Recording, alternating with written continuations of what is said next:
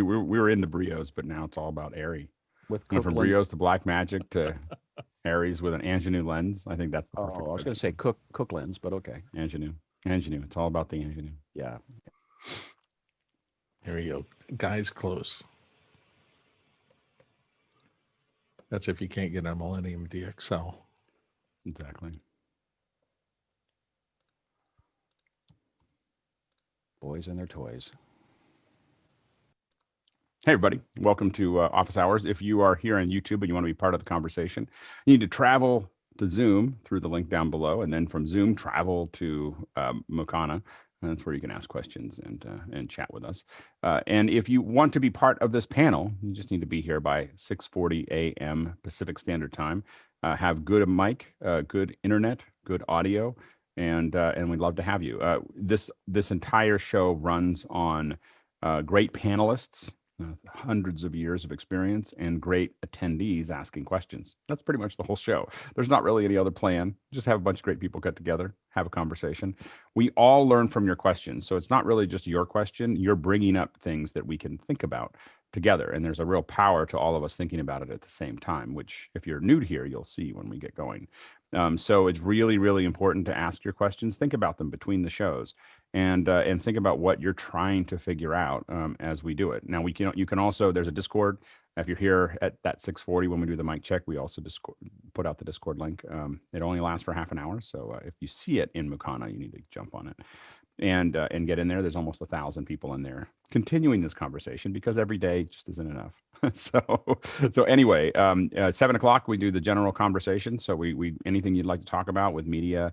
This is a good time to ask that question. Media production, virtual production. The second hour is a more vertical discussion about something specific. On Saturdays, every Saturday, we do education. So it's the focus on education. So you'll see the whole panel shift a little bit as the educators come in, and we have just an incredible conversation every second hour on Saturdays. So let's get started.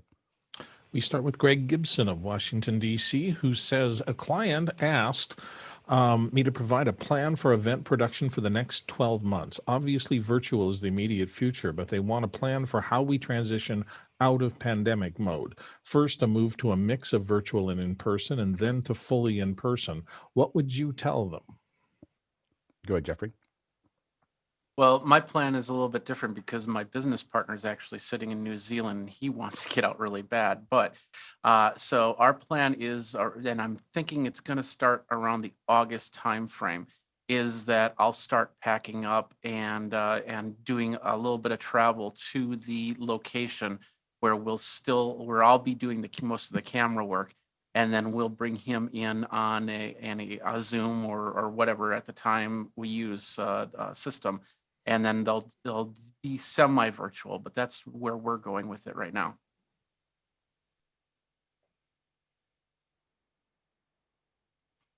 Alex, you're muted. Go ahead, Bill. Sorry about that. For me, whenever a client says, I want a plan, I thought, oh, good, I have a chance to write a written document and hopefully one that will make me some money and make the client some money.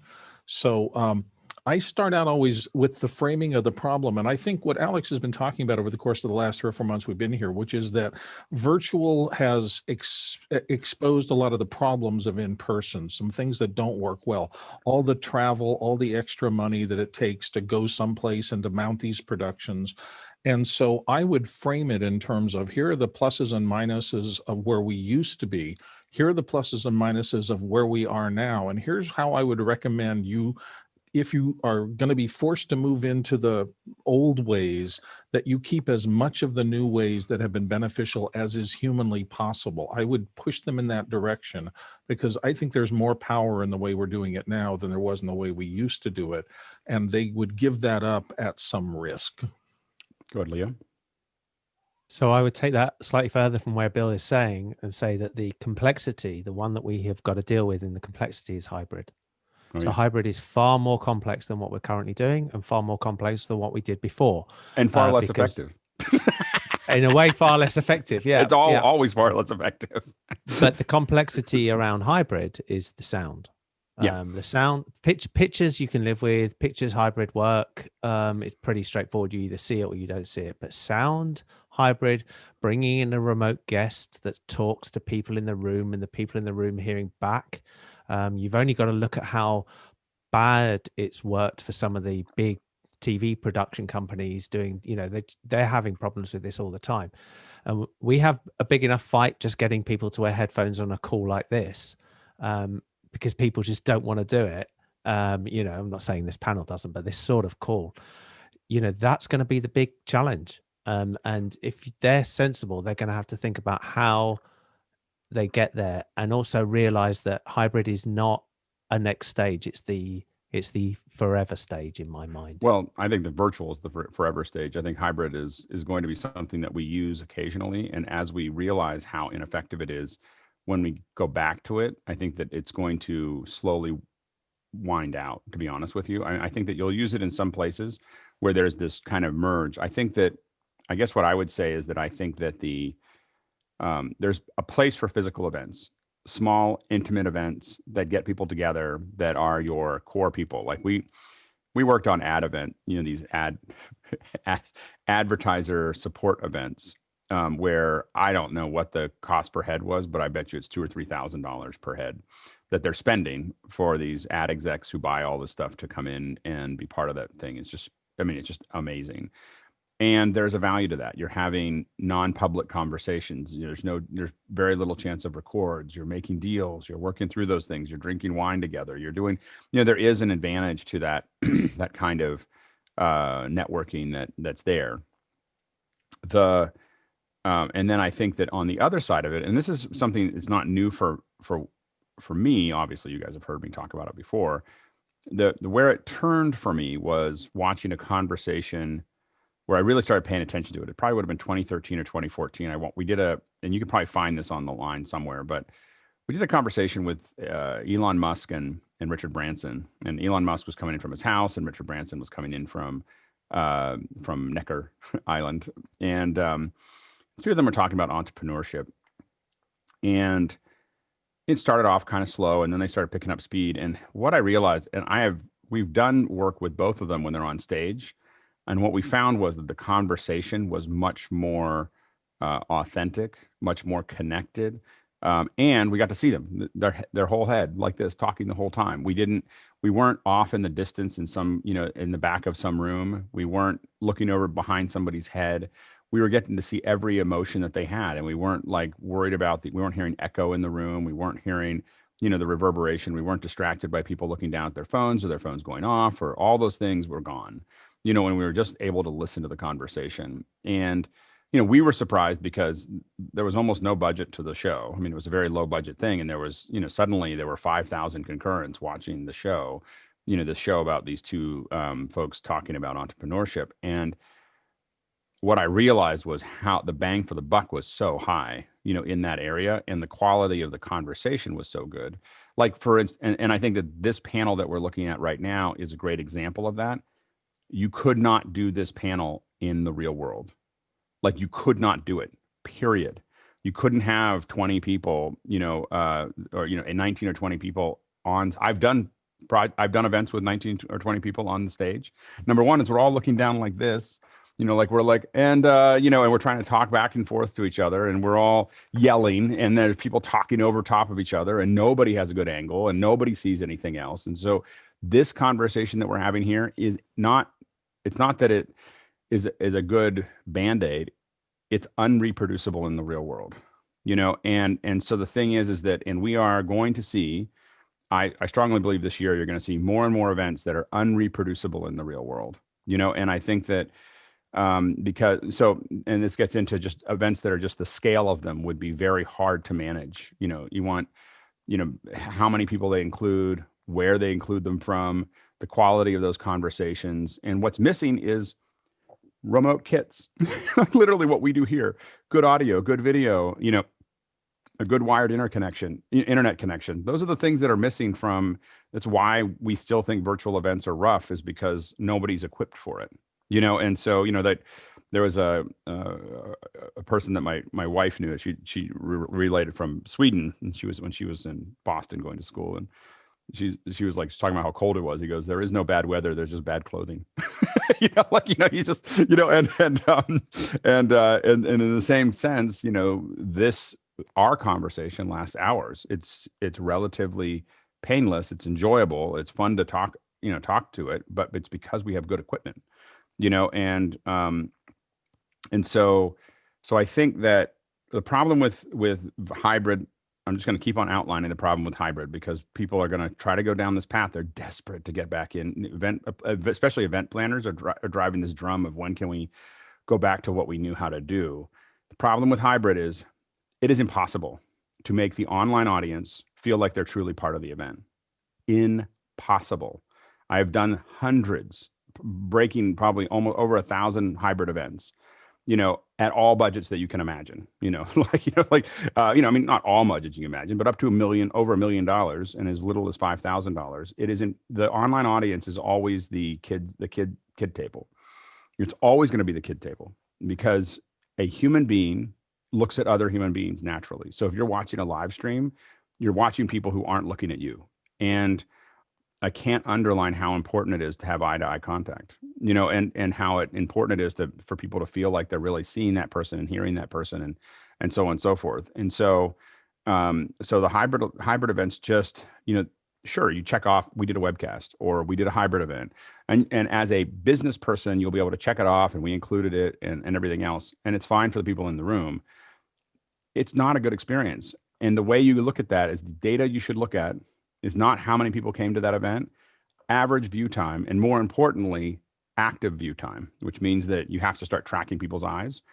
We've done this. I can tell you that a hybrid event is, just destroys people's active listening, and it destroys their view time because they're not part of it. They don't feel like they're included, and so they're not, live streams of events, which was the core of my business for, a decade, is not a good use of live streaming. It's not a good use of online. It's, what you want is something, that's why we built, that's why we're doing this, is because I'll argue that it's a better platform. Go ahead, Bill. And at heart, you said the word client, which means this is a business context, and business at its heart is always all about money. That's why it exists. So I think at the end of my proposal, I would just finish by saying, so how much more would you be willing to spend to go back? Because they're going to have to spend more. I mean, the hybrid event is also the most, to your point, Bill, the hybrid event is the most expensive one to do. The hybrid events are the most expensive one to do. The in-room is relatively inexpensive. The online is much less expensive. And the hybrid is like, we're going to make it really expensive. We're not going to do it very well, and we're going to check off that we did it. Go ahead, Jeffrey, and then John.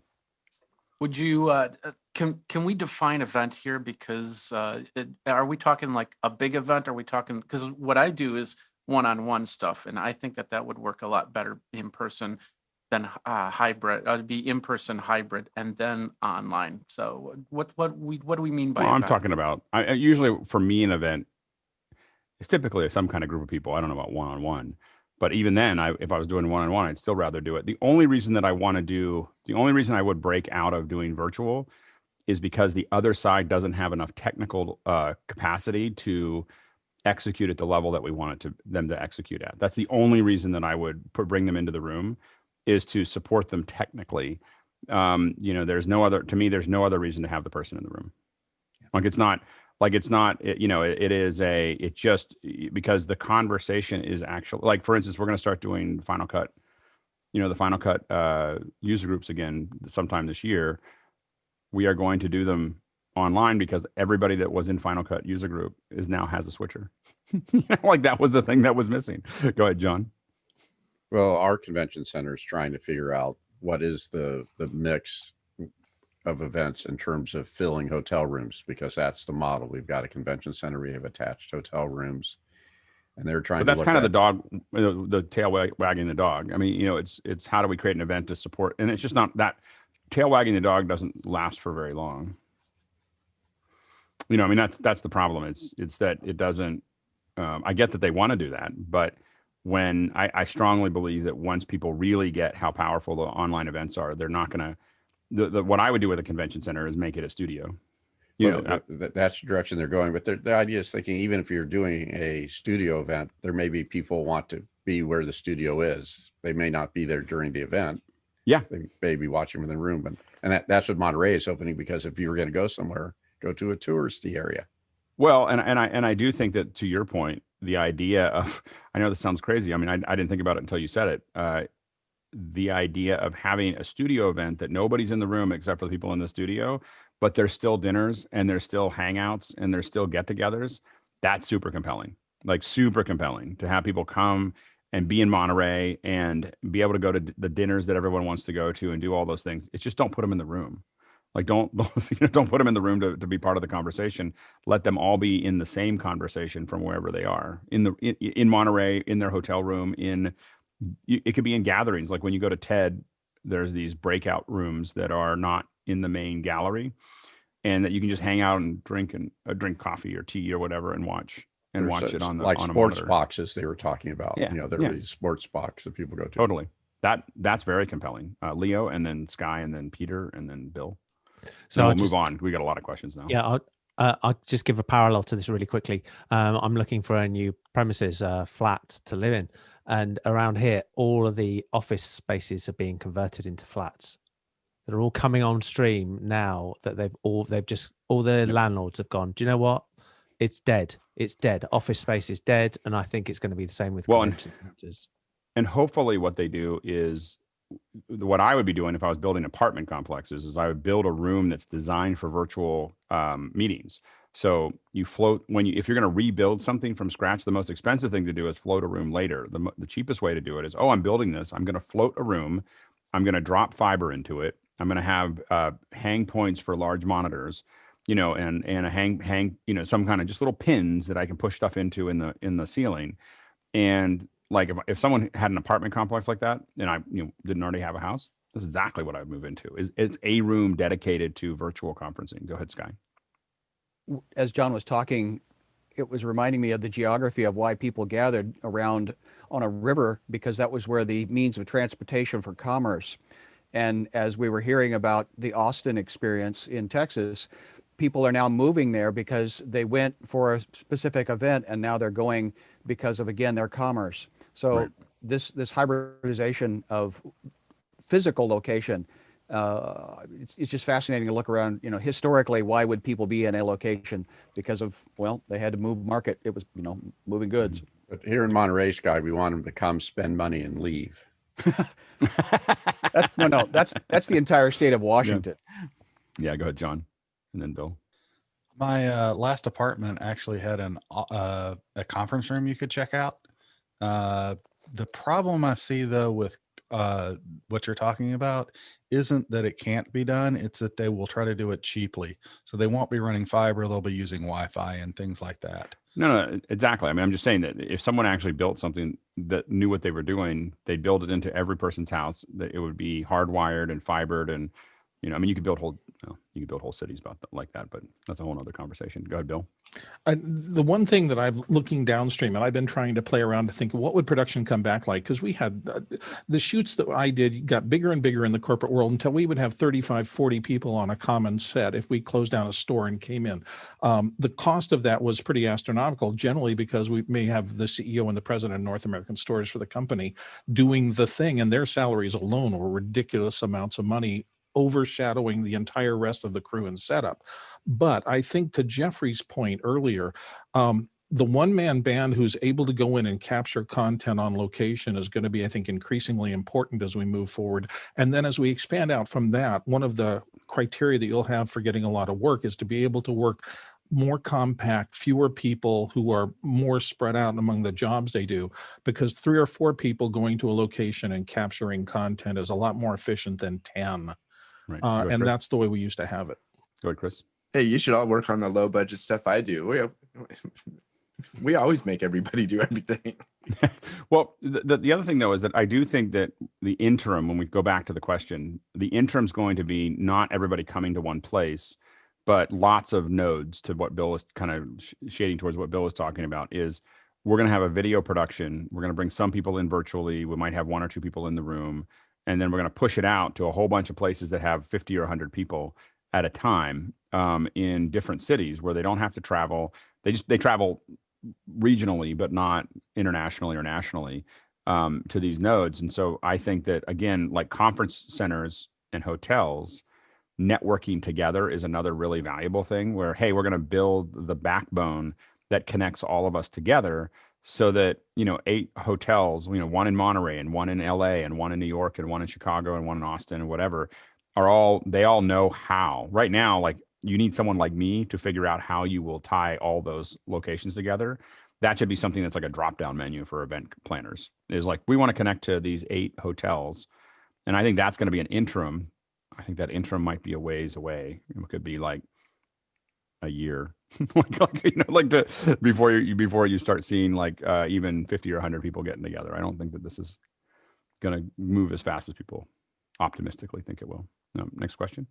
Moving on, Doug Ferguson from the panel in Fort Wayne, Indiana. The differences between ATEM 2 mix effects, 4ME, and Constellation 8K switchers. The 2ME and the 4ME are on 2 different chipsets, and the Constellation is on yet another chipset. So the 2ME tends to be a bit more. It's a bit more limited in a variety of different ways. It does have the 4ME and the 2ME definitely have. They have super sources. They each have one super source. The keyer on the 4ME is using the new chipset, so it's a much more advanced chip keyer. The green screen keyer is better than the 2ME. Obviously, more inputs the 4ME and the 2ME have the same number of inputs, and then the Constellation just jumps into a whole nother world. The Constellation adds to the 2ME where it has a better keyer, but that's the same as the 4ME. It has 2 super sources, which is super useful. So the 2 super sources, which gives you the 4 ups and 3 ups and so on and so forth.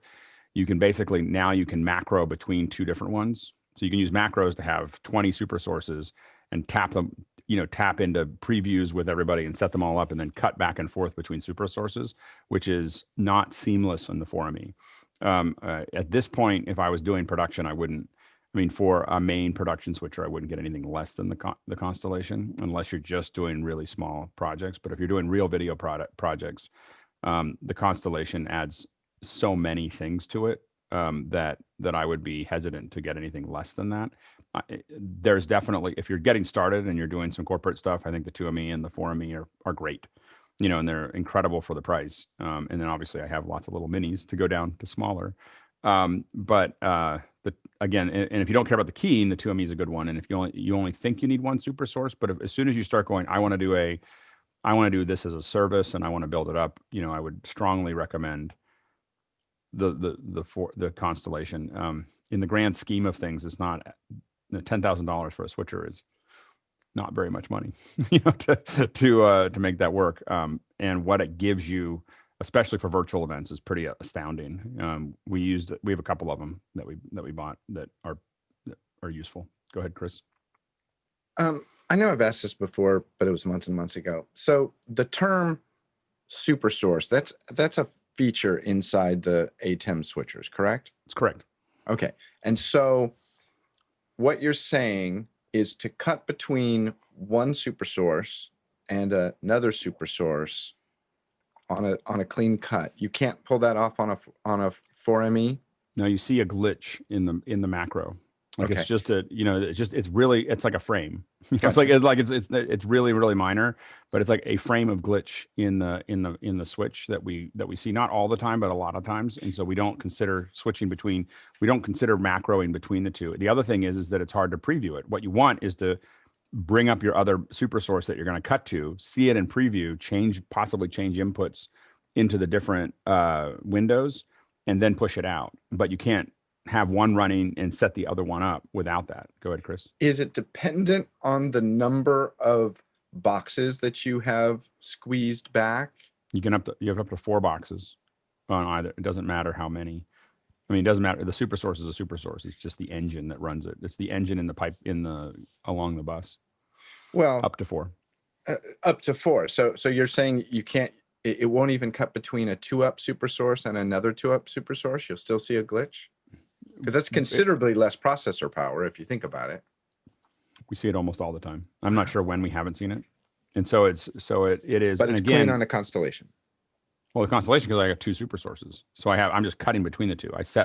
And again, the big thing is I can have a super source. I can have another one. I can put another one in preview, do any other setup changes that I want. So make sure that the graphic is correct, make sure that the inputs are correct for the 2 windows, all Got those it. things. And with having that is when you're doing larger events. We're doing ones where we're shifting all the hosts, for instance. Like we're going to do an event and there's going to be 20 speakers in 4 panels across 1 hour. Like that is and we did lots of those, like at least one a week. And so you're just you need that second super source to jump into it. Now there's other software and there's software switchers and there's lots of other ways to do this, but we found them to be laggy or unstable. And the one thing I will say about the Constellation is just it does what it says it does. Brian? In essence, you're not cutting between 2 super sources. You're taking one super source and reconfiguring it into another super source on the In less than a frame. That's what you're trying to do. That's why when you only have one super source, you're trying to reconfigure the entire thing in one frame, and that's challenging. Go ahead, Chris. And I'm sorry, I know I'm kind of beating this down, but so I understand there's a feature called the super source. How is that different than taking a? I think it just answered my question on my own. Bye. Well, you And got I to just ask it watched- for everybody else. If you really still watch asking the for everyone So else. what I was going to say Wait, is, you go ahead, Chris, and then we'll go back to Bill. so, and I'm thinking like 30-year-old technology. I'd have a couple of channels of DVE and then a keyer. So I'm going to put one image in a DVE and I'm going to squeeze it back. I'm going to take the other one and squeeze it back. And then I'm going to take a PNG or a TIFF or whatever the ATEM Right. wants. And then I'm going to key that over and and I can usually do that on a, Right. So the DVEs though are generally treated as one at a time. So I don't remember how many DVEs there are in the switcher, but to get 4 of them for like a 4-up for a super source, you need the super source to do that. It's a different engine. Got it. Yeah. Okay. Go ahead, Bill.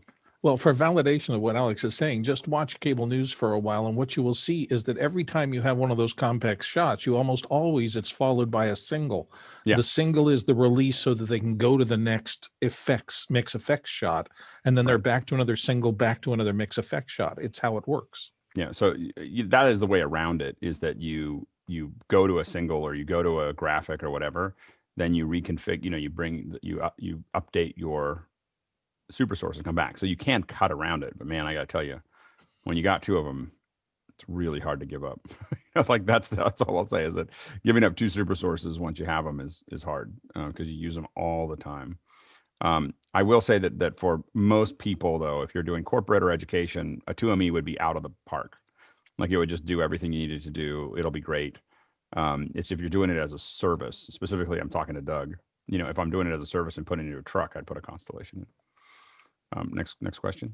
We're off to Leo Mendel of London and here in the panel and just talking to us. I'm using a Facebook portal for Zoom and set it as the host to fix the view for streaming. Is there a way to start and stop the stream from the portal? I don't think you have to set it as a host to fix the resolution. I think it just needs to join.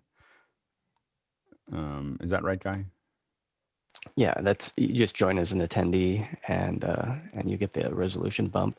I'm not sure. I'm trying to recall if there's a way to start and stop the stream, though. I know what he's talking about. Just like down here as a co-host, I can see the start and stop stream, and I think that's what he's referring to, is the ability in the controller, because it's like a Zoom room, but it's smashed down, like they stripped out some features, and that might be one of them. So, yeah, there is a site. I'll put it in the chat for portal engineers to.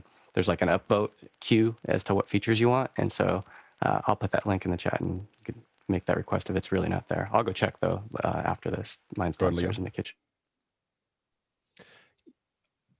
Leo, Come back to me. Come back to me. I've got Jeffrey. My video's blocking. Yep.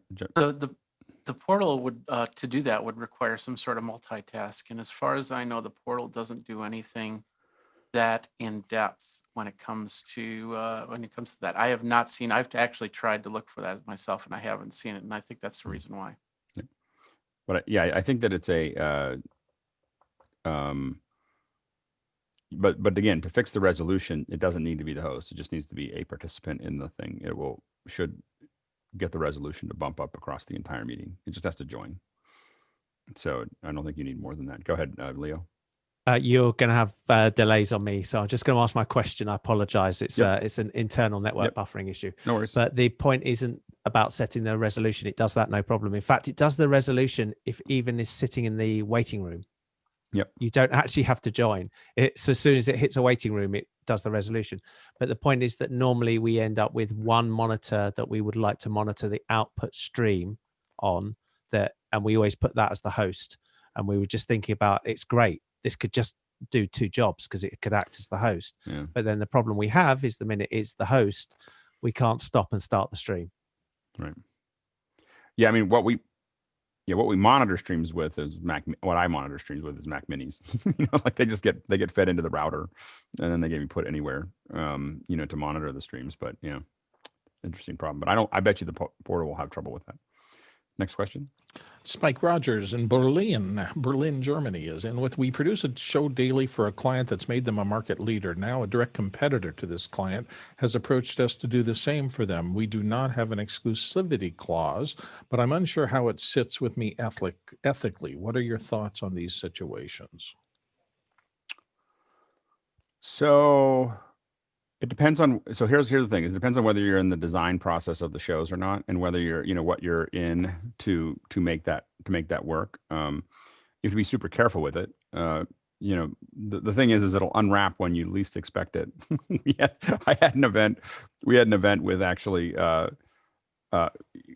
it's one of those things, like, so we did a lot of work for Facebook and Google at the same time. And, for us, it worked because we actually separated our teams pretty carefully to make sure that, and we are super careful. We don't even let other people in the company know what we're doing between different divisions. I don't think there was like 9 divisions at Google that we worked with, and I don't think that any of them knew that the other ones existed in our world. And because people don't keep secrets well between divisions. That's why we did that, was because the people who own the job will, the people who own whatever that new technology is will keep it secret, but the people that are in some other division will tell their friends, and so as a result, we wouldn't tell anybody anything, and everybody in our company was on need to know basis about everything, which drove them crazy. But if you're working on a project, a lot of times we wouldn't even tell you what the project was. We just tell you where to show up, and so our secretiveness allowed us to work on that. It was potentially pretty complicated, but at one point we were doing work for the Fortune 5, like all of them at the same time. Go ahead, Chris. A handful of years ago, 2 of our clients were both bidding for a major multi-bazillion dollar contract for a large Bay Area based software company. And we worked for like 2.5 weeks for one of our clients, developing a pitch video and cutting it. And we delivered it. And literally the next day, one of our other clients called us and said, "Hey, I want to make a pitch video." And he gave me some very brief direction, and I cut together what he asked for. And they were both pitching for the same thing. Yeah. 2 totally different angles. And the guy who made the very quick video actually won the project, won the bid. And I told him later, I go, "Hey, did you know we were doing a pitch for your competitor?" And he goes, "No, I didn't, but thanks." Well, which we would never say. We would never talk about the other teams. Now, the one thing that I did turn down is we were asked to do an event, 2 competitors. One was having a big they have 2 giant conferences in the fall, in San Francisco. One wanted to basically be a spoiler to the other one by showing up at their event and doing an event inside of that event. And I was like, nope. I'm not like that, is because I'm streaming the other one. Like, I'm working for one, I'm doing all of the live streaming for one, and the other one wanted to jump in the middle, and I just respectfully declined and just said, we have a conflict of interest. I can't, get into that. That was where it kind of blended, too closely. But you have to be like, if you take on clients that are competitors, you have to be, I mean, just crazy careful. Like it's super, at that point you go into need to know, I mean, you really go into like classified type protocols to make sure that people in other teams aren't knowing what's going on. And you give everybody code names, and you give all that, you start breaking all this stuff down, and you be careful about what you're talking about. And you just have to be super careful if you're going to pick up competitors. It's not fair to them, and you'll end up losing both of them. So it's complicated. But don't do things where I wouldn't do things where they were competing with each other, because that would make me scared. Live is a little different than post. So next question. Vincent Alvarez of Bellingham, Washington says Coworker is shooting a few 20-minute videos on their iPhone. How can they send me the large files so I can edit them on my PC? Obviously, these are way too large to email. Go ahead, Mickey, and then Sky. Frame.io seems to work pretty well. Mm-hmm. Yeah, Sky. WeTransfer is also under 2 gigs, and even Hosmic is agreeing. Bill. You also have those little thumb drives that have both a lightning connector on one end and a USB. So you can actually get things off an iPhone now pretty quickly and then move it into a USB world where you could blast it through. But I use Frame.io as well. Yeah, Jeffrey. Yeah, this is the SanDisk iExpand. It's got the iPhone Lightning cable on one side and USB-A on the other. And I've used this I've used this for home stuff, because even going just from phone to the computer can take forever on like a Dropbox or something like that. And this plug in and then send it off, and then you're good to go. Next, go ahead, John, and then we'll move on. Yeah, if you email it using the Apple Mail client, it will create a link and upload the file to iCloud, and then allow them to download it that way. That's probably the lowest friction way to do it. If you're viewing HDR from iPhone 12s, the best way to do it is to share it from the phone to the storage, to an online storage site. So Box tends to not jack up the extra data. So Box is a good one for that, as well as, I haven't tested with Frame.io. I had to do it in Box recently. So, but you can just share. You can take that video in Photos and just hold down on it, say share, and if you've installed Box or Frame.io or whatever onto your phone, it'll just show up as one of your share options, and it'll just share straight from Photos straight into it. That's the easiest way to post it. It also avoids, at least with Box, it avoids any transcoding. And I haven't done it with Frame.io. I use Frame.io every day. I just haven't shared something from my phone to it. It's been effective. Go ahead, Peter. Well, the obvious one, at least for me, has always been hold it down, share, and since it's going from an iPhone to my Mac, AirDrop. Well, AirDrop it to my Mac, but if you want, like, what I found is that if you give someone a folder, and then from my Mac it can go anywhere.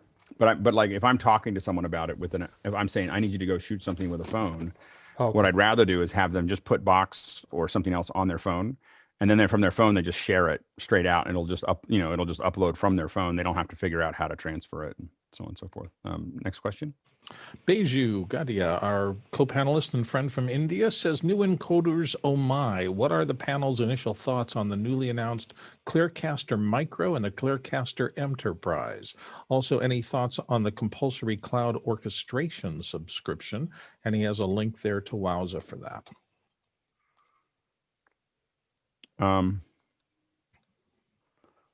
I haven't used Clearcaster for a while, so I'm not totally certain what the Enterprise is probably is. What's the maximum resolution on the Enterprise?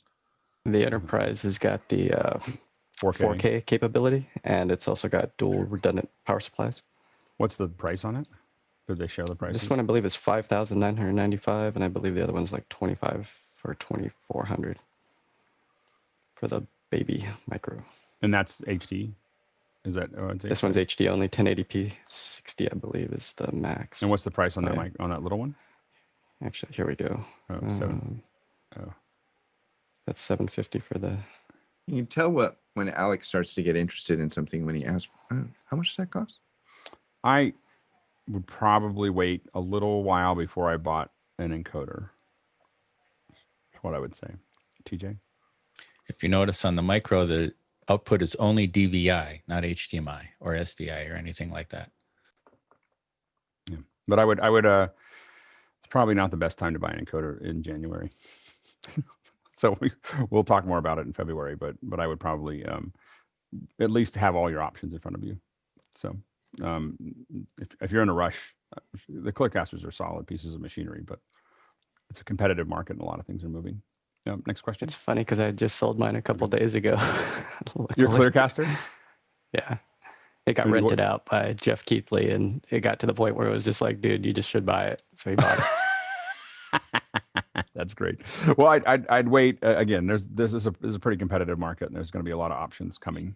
And so I think the Clearcaster is a great piece of hardware, and the enterprise one looks really good. But there's going to be a lot of other things happening this spring. We're kind of in that spring push that happened before NAB. So if I don't have to buy something, if you don't have to do something for a job, I'd probably stall a little bit. Next question. Comes to us from Wouter Kolinwin. I'm messing up your last name, and I'm so sorry. Wouter. Oh, so kind Wouter. of like the U.S. Walter, but with Wouter. Wouter. Thank you. TA. Now do the Not last Er. name for me because that's tougher for me. Okay. Anyway, keep going. Koligman of Bunschoten, Netherlands. I know that's in the Netherlands. Anyway, need professional TV playout software for a local 24/7 station. Prefer Windows as an OS. And I apologize, Walter.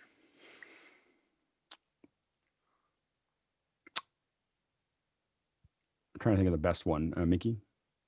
What I've seen before, I've never used it, but I've seen other people use it, is Showcube. Shoku? And yeah, that's what I've seen. That's been, I think, comparable to QLab. I mean, for 24/7 operation, I have to admit that most of my experience has been on the Mac. So the ones that you think about there are like on the air from just live or on the air, and then just live or just play is what they make, and then Softron is the one that we're using right now, but those are like $2,000, $10,000 options, and they're on the Mac. I'm sure that there are PC versions of it. It's just that I haven't had to do long-term playout with anything on a PC. So I'm sure that they're out there. I'm just looking for anybody else that might have more experience in that area. It also depends on how much you want to spend. I mean, usually 24/7 playout systems, can be expensive, because they need to be stable. Go ahead, Brian. What makes a playout system? What defines that? So it depends on what features you need. Number one is you can obviously build a playlist. You can set things to go at certain times. So being able to do a 24/7 playout server needs to be more than I'm just going to stack up a bunch of files and hit play. They have to be set so that they're queuing. They're queuing so that the show starts right at the top of the hour. The commercials hit where they're supposed to hit. And then what you need to do there is be able to insert loops and insert other things. And a lot of times also that playout software a lot of times has to be able to set live holes. So it's going to go, I'm going to be, I'm playout, but at 9 a.m., I'm going to cut to a live SDI input, which might be a live show. It might be some else insert, and then I'm going to cut out of it.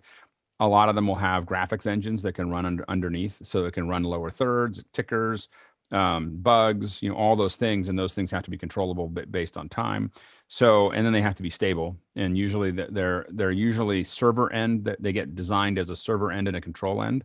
So most of them are not designed to run on the same computer. And similar to QLab, they're not really designed to be on the same computer. They're designed to have a server in the playout system in a server room, and the control system on a laptop or on some other computer, and they talk to each other. The control system is telling the server what to do, and the server is outputting video. And so these systems tend to be, and again, to run it 24/7, to not have any memory leaks, to have it be stable, to give you the feedback that you need.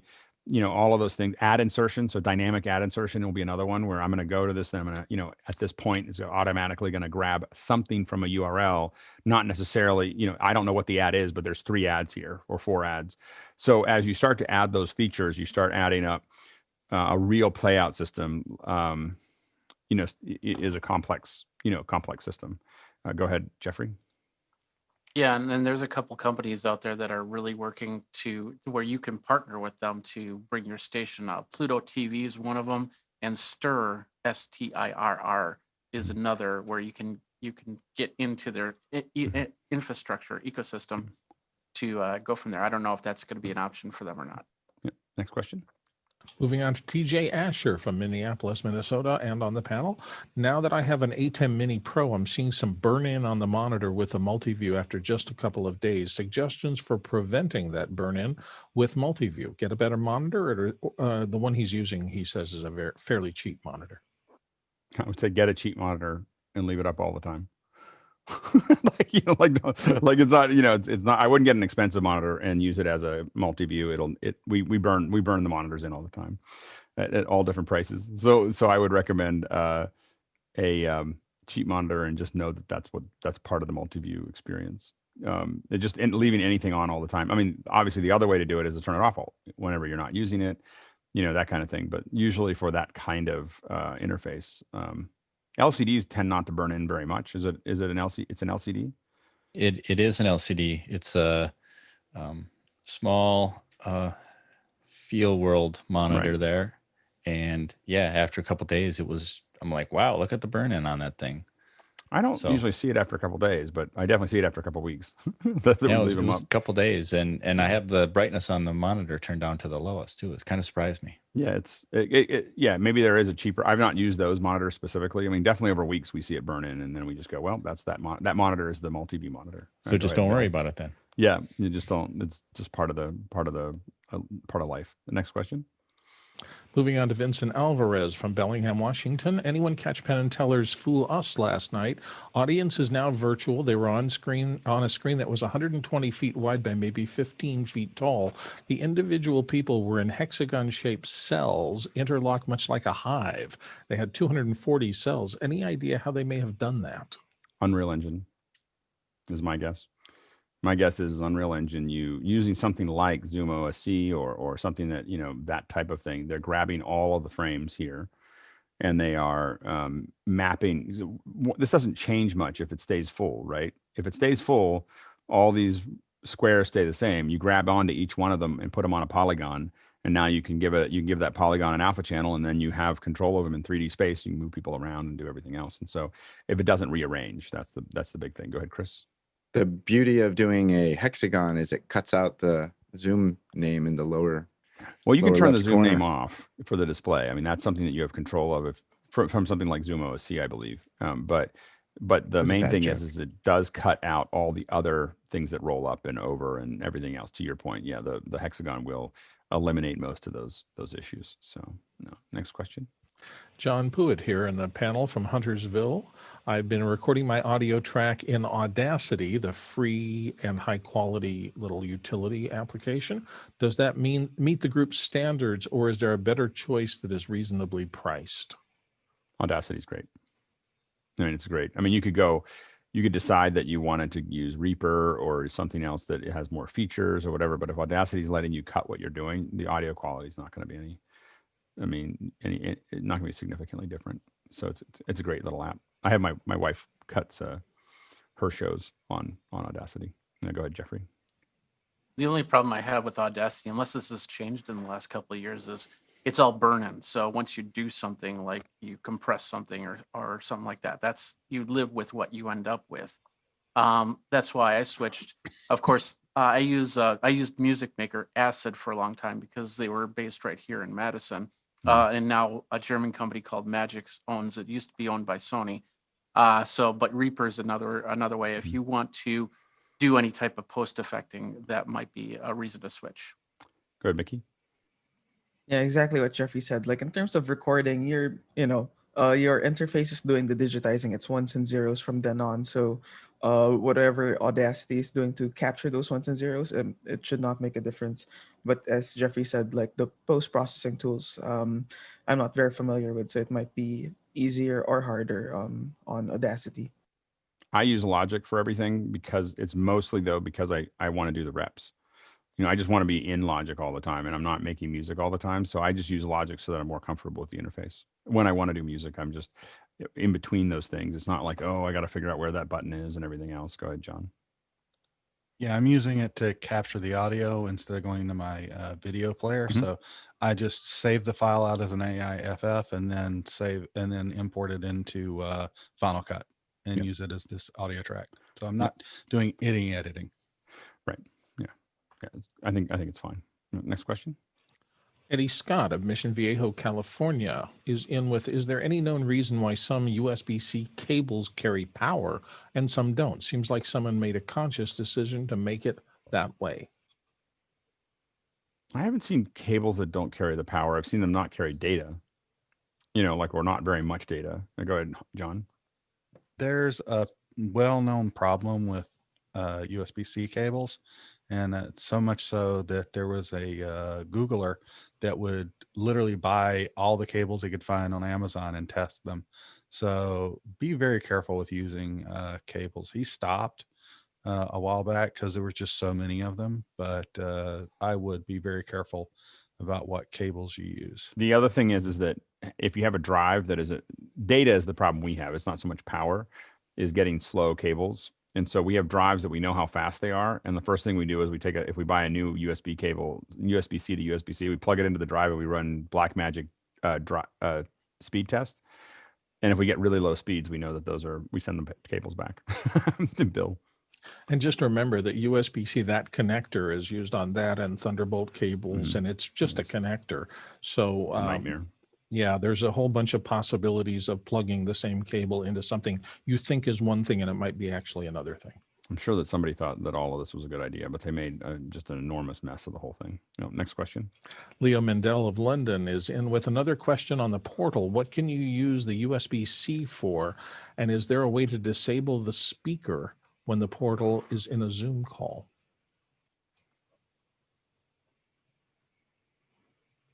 You can open it up and disable it. Guy. Leo, which one do you have? Do you have the 8-inch, the 10-inch, or the Portal Plus? I'm in Europe, so those numbers don't mean a thing to me. But I'm going to say actually the 10-inch. Is it really tall? And no, I know. have, I'm the ability being to swivel the screen? facetious. I'm Oh. 10-inch. It's the Mini 10-inch. It's the doesn't have a 10-inch. USB. We did have inches a long time ago, but yeah, it's the 10-inch. Oh, gotcha. I mean, Okay, it's this so one on the- here, and I know what it is I'm just trying to, when it's in a call, it's just even though I keep turning it down, it just keeps bumping its speaker up. John? Not sure. Yeah, it is a minimum level, so you have to just finger up and then you turn the volume all the way down. I have to do that every time I go on. Yeah, and then it keeps bumping up again. The way I was thinking of doing it was just to connect set of Bluetooth headphones and just throw them to one side so that they're just Right. it thinks it's talking into Bluetooth. But I couldn't think of another one. I'm not sure why yours jumps. Mine, once I do it, it only happens when I enter the meeting. And by the way, for the educators, we're going to run long because we have so many questions. We were so short at the beginning of the hour. We're so deep into it now. I just want the educators to know that I'm just going to say that this is probably going to take another 15 or 20 minutes. So you can take a little time if you need to. We will make sure that you have the full amount of time to do that. I don't want to cut people off, but I just want to let people know ahead of time that 8:15 to 8:20 is probably when we'll open the doors for the educators, and we'll probably start moving a little bit faster to get through these. So next question. Guy Cochran in Seattle in here in the panel. How can a Blackmagic Pocket camera 6K or 4K talk to a broadcast lens for servo control of the zoom functions of the lens? Yeah, so this is the lens. This is a different one than the other day. This is the one that has the servo zoom, like a traditional ENG camera, so you can rock and you can see. If you can see that spinning. Do you see that spinning? Mm-hmm. So at the bottom, there's a servo control for zoom and for focus, but it's like what you would find on a traditional broadcast camera. And I tested it in the software control from ATEM, and normally that data would come from the lens. Is that a PL? It's a PL to EF adapter. So there's no data. It's a dumb adapter. No, it looks like it's a dumb adapter. Oh, well then. You're going to need to do something external to do it. I mean, if it's a smart adapter, it should be able to at least do focus. And I wouldn't be surprised. I think you can do zoom with it as well, but you have to have, now they also make that, I believe that they make that lens I don't know if they do. Canon makes a lens that's similar to it that will mount directly into the 6K. And I haven't tried zoom, but if it's got a servo, I wouldn't be surprised if it can't control it. Through the Canon broadcast lens. Once you have that dumb control, I think you're going to have. I think you can put the hand controls. The camera kit. It's called a camera kit. So if you buy the camera kit from the company. But I think that there's like those controllers should plug straight into the lens. So you could if you had the grips that you would put on your tripod handle, the zoom force and the focus control, that should but plug I want in. to control it from the ATEM software controller. I remember that there was a company, because there was like Servo City or something like that we used to do it like 5 years ago. We used to do it differently, but I don't remember what it was that we used in addition. This was like the hard part for me is studio cameras. I know we controlled the Ursa. We had Ursas with the PL Fujinons, but we were controlling the lenses from the telemetrics. So we were okay. That's what it is. And we were able to control. The telemetrics was tied into the lenses. So, gotcha. Go ahead, Chris. Mm-hmm. I was just going to say, my father was a contractor guy, and I hope your kids appreciate how cool you are. I would have loved it if my dad brought that stuff home all the time. Yeah, exactly. They'd be probably like, yeah, Dad's got his toys. Yeah. Next question. James Babbitt, San Diego. Could John Ittelson please comment on the wireless listening system that he is using? I'll make it quick, but this was the one that somebody mentioned. It has. Ooh, what do you think of that? I was looking at it. I like it. It's built like a tank. It's very well done. Mm-hmm. I had to put a pigtail on it because I did not want to plug directly into my mixer. Right. But what's nice about it is it has 6 channels. So for the use that I'm doing, we'll have 2 transmitters and we'll have multiple receivers, and people can switch between the channel. So that's And what kind of range are you getting? You're getting good range? The room anyway. Yeah, room, no problem. I've got it's on the Wi-Fi, so I have pretty rich Wi-Fi in the system here. And who makes that again? Let's see, X5. Can you see the name there? Helps if I turn it. Yeah. X5 Audio U4. Yeah. Yep. And I haven't been able to check how long the batteries last. They say it's 5 hours. So and they sell them. Yeah, it should be an Alex 5 hours. They sell them also in groups, so you can have like you can get 1 transmitter and 4 receivers, and it's a really, I'm fascinated with it. Leo? Yeah, so I've put those in synagogues with the idea to have a feedback so people can actually hear the services for those that are doing the production. The 2 things that we found, one is the range isn't that great. And what do you say is not great? How many meters? I'd say about 30-foot maximum, 20 to 30-foot maximum. So what we ended up having to do is put in an XLR cable to move the actual sender away from the mixer so that we could get better range. Yep. Which then presented the second problem, which is really what we want to do, is we want it to be powered all the time. So you want to plug in, it's got a mini USB on it so that you can actually, the sender is powered with and forget batteries, just because what's the point? You just do not want batteries on a thing like that, because you'll end up, the first thing we tried to do is bury it in the back of the mixer in an X32, and then of course we then suddenly found that the reach wasn't good enough, and secondly we had to keep unplugging the thing to put batteries in and all that, and it was just a nightmare. But Leo, is it proprietary batteries, or it's something you can get off? No, I'm pretty sure it's AA's. I can't remember. I'm pretty sure it's AA's. But John, if John doesn't want to hear us, he can pull it apart. Tell us, but I'm pretty sure it's AA's off the top of my head. I'm sure it was. But apart from that, once we got it in the right place. Yeah, and then we didn't have I didn't detect any delay. Yeah, that's great. This does not have replaceable batteries, so it's rechargeable. Oh, it is. I couldn't remember. I can't remember. Yeah, rechargeable. And then on the transmitter, I just put the USB in, and this one I normally keep plugged in all the time. This one Yep. Go ahead, Mickey, real quick. And just one thing two things to keep in mind. 2.4 gigahertz, hence 2.4 gigahertz for sound, and also 5 to 6 milliseconds of latency. Oh, right. Yeah. Yep. Next question. Moving on to Leo Mendel of London again, taking the event question forward. What is the panel's view of the virtual event platforms? For example, Hopin, Whova, and vFairs. Is there any way you see them leading the pack? Are there any that you see leading the pack? Go ahead, Jeffrey. Dumpster fire.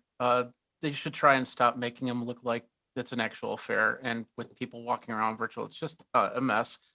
Try to have everything on one page. Hopin might be the best since might be starting to lead the pack since they just acquired StreamYard. I think with very little work, Zoom could do a lot of damage to all of their business models really fast. I think that's the issue is that there's really and I know that there's this thing where people say, oh, I don't want something that isn't like Zoom. But I think that, authentic conversations are the most important piece of the puzzle. And I think that a lot of these guys get caught up in the tech and not in the actual conversation. Go ahead, Leo. I'd say it's actually also the reverse, that a lot of these people could do some serious damage to Zoom as well, because Maybe. although Zoom is doing fine in respect to certain elements, the production values inside Zoom when you're running it as a Zoom conference or a Zoom call as we are here is very poor. I mean, I can't even point to you, Alex, because to me, I'm pointing at you, but I'm probably pointing to half of the people in here at somebody else. Chris Fenwick for me. A black square at the bottom of my screen for me. Yeah, I mean, I think that the again, for those of us who are really hot rodding Zoom, I think we're the ones that just go, well, I wouldn't want the infrastructure that Zoom has provided makes it hard for us to go anywhere else because it's just so much better than what everybody else is doing as far as the raw infrastructure that's required to get the stuff done. But you're right that a lot of the production pieces and I think the stuff that Andy's doing with Zoom OSC starts to take it to another level as far as that goes. But I know a lot of people just want some turnkey thing that'll work. The hard part is that, and I think Zoom, the biggest problem we have is getting between different Zooms. So, in the way the room infrastructure works and being able to externally find where you need to go is what Zoom is weak at. I think that's the weakest point is the, how do you get from one thing to another in events is a problem. I will say that I think part of my focus is less on those event platforms is because I don't really believe in events anymore. Like I don't believe in like I'm designing an event right now. And I think I talked about this earlier that it's going to be somewhere between 3 and 5 in the afternoon. I'm trying to figure out the exact timing, but sometime between 3 o'clock and 5 o'clock in the afternoon, you'll start with an hour of Q&A and then we'll have a speaker and it'll run and as long as the questions go with that speaker or however long the speaker said they're willing to talk. Then we'll do another one the next day. There's no reason for me to do them every night. I mean, do 5 of them in a row and beat everybody into the ground. We'll just have a great conversation every evening about, whatever we're going to have that conversation about for a week or 2 weeks or whatever. And people just know that that's what's coming. Some people that won't work as well as they could have taken 3 days off of work and just done it. But for many more, I'm arguing that it'll work better for them. They just know that they're going to have this thing happening and they can watch the record if they don't want to interact. Go ahead, Jeffrey. These systems, because they're in the back end. So you go into the interface and then you go to a page and then you're going to a Zoom session anyway. Yeah. Go ahead, Hosmic, real quick. Yeah, no, I think with a medical event, there's a 4-day event, and one of the presenters yesterday said to me, this could be an everyday event. Yeah. Why should it be 4 days? I mean, I really thought about our conversation with South by Southwest, and what I kept on remembering from our conversation on Wednesday was 5,000 applicants to do panels. And I was like, and you can only do a couple hundred of them. I was like, if you just took 250 of them and did one a night, you'd have a South by Southwest every night, like in there, just one conversation, and people would like that probably better than the conference. Leo? I think there's a lot of FOMO about that. And I think it's a really important point that actually some of these events are trying to put on massive numbers of simultaneous panels at the same time. And in the past, that's really it's relatively easy, because once it's up and it's running, you can, as a physical environment, Well, you can jump between 3 rooms, you can swap it around. But in my experience, when they start doing this, the quality just drops off the cliff. Yeah, well, because they can't run that many professional rooms. The other thing is, sorry, go on, Alex. They couldn't run them in the hotels either. That's why I won't speak at physical events anymore, is that they were bad video and bad audio. Yeah. And the other thing is that, why make us choose? Why make us choose which one? It's because you're constrained by time and space, because everyone's got to pay for hotel rooms, and they got to take time off, and they've got to, fly in, and you have to do it. So you do tracks because of that, but you could easily break it up where the tracks are our tracks for office hours is Monday through Sunday.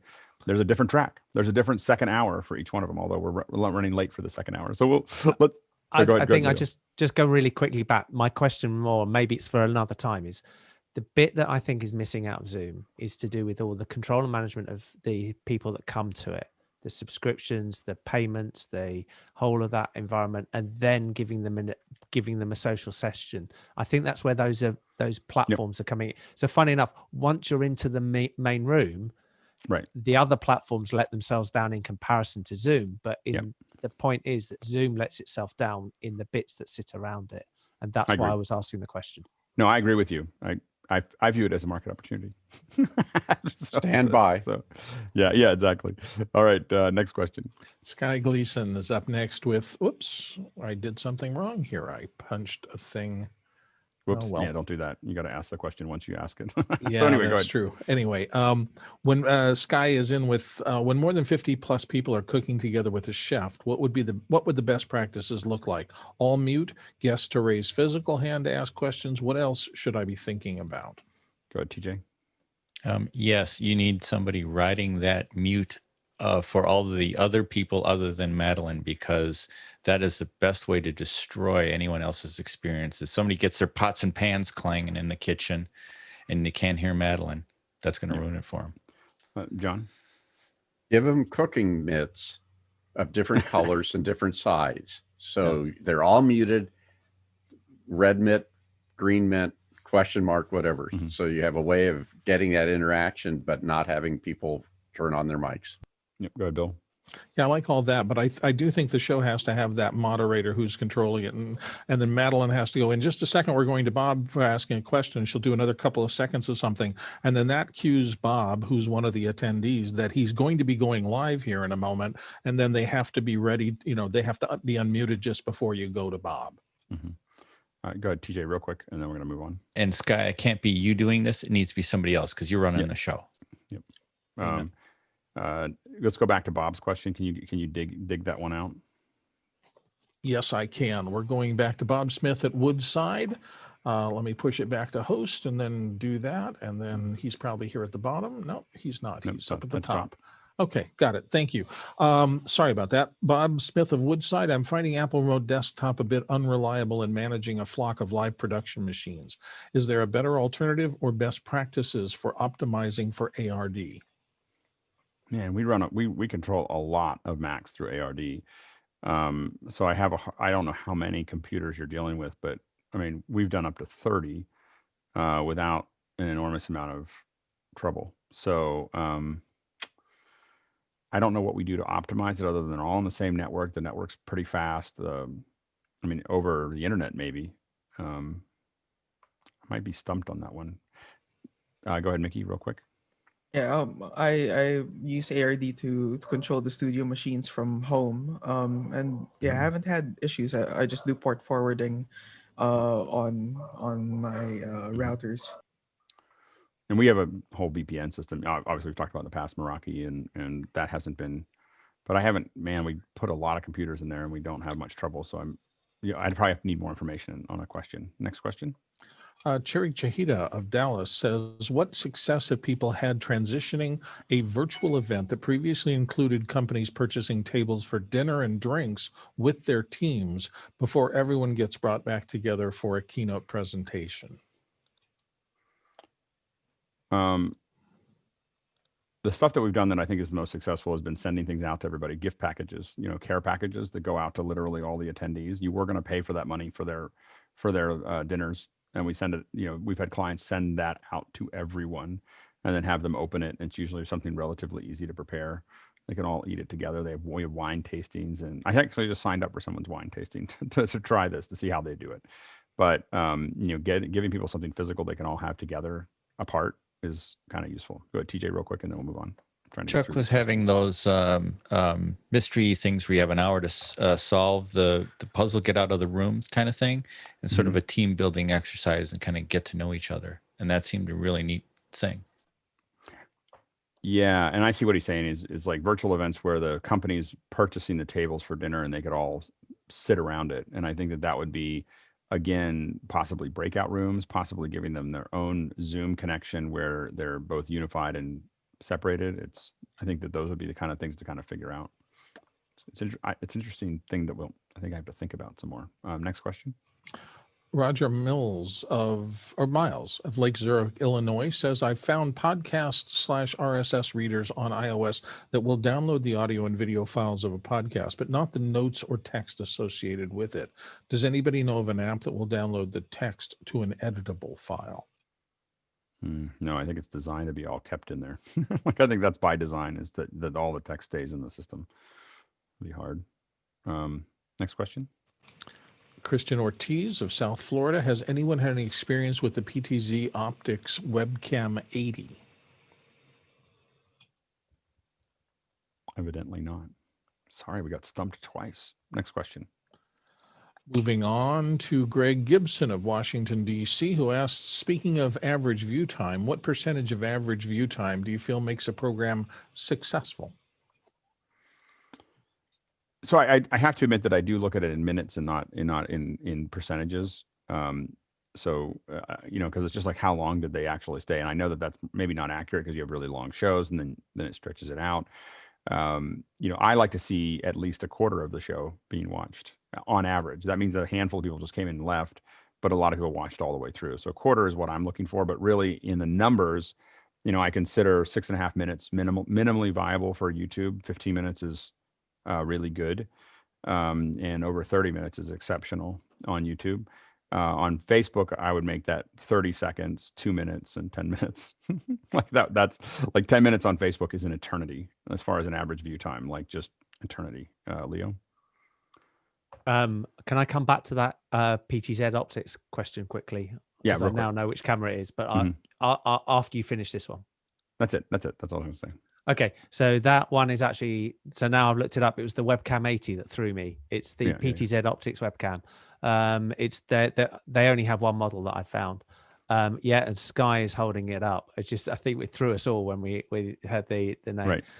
It's a pretty good camera for close-up stuff. I like it because it uses the same control mechanism as the other PTZs.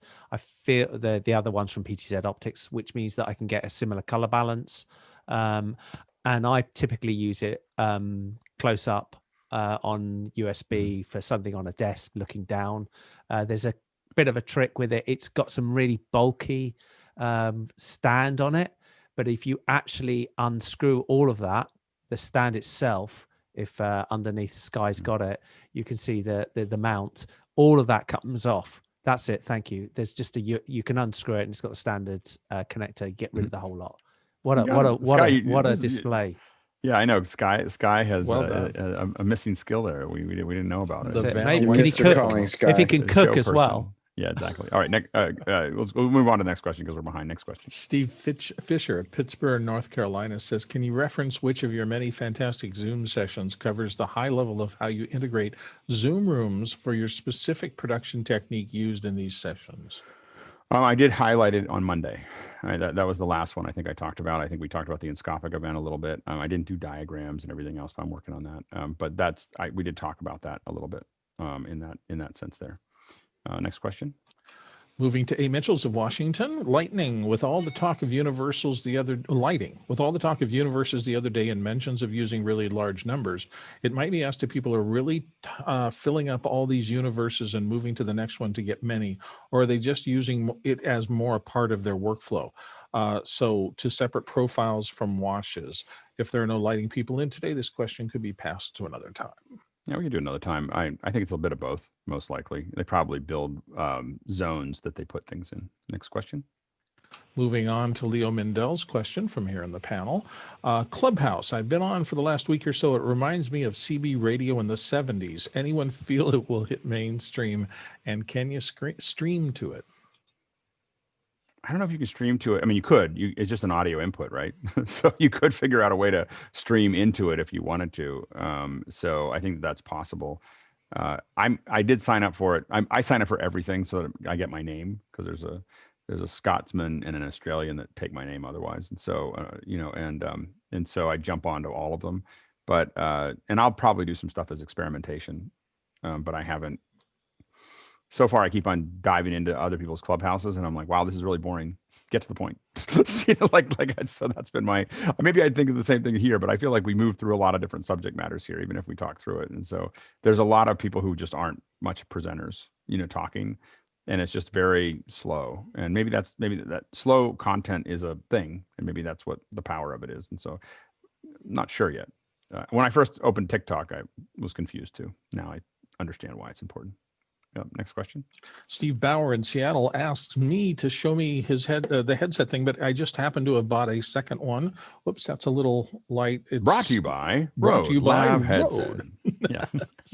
So wait a second. Let me do the Vanna flip.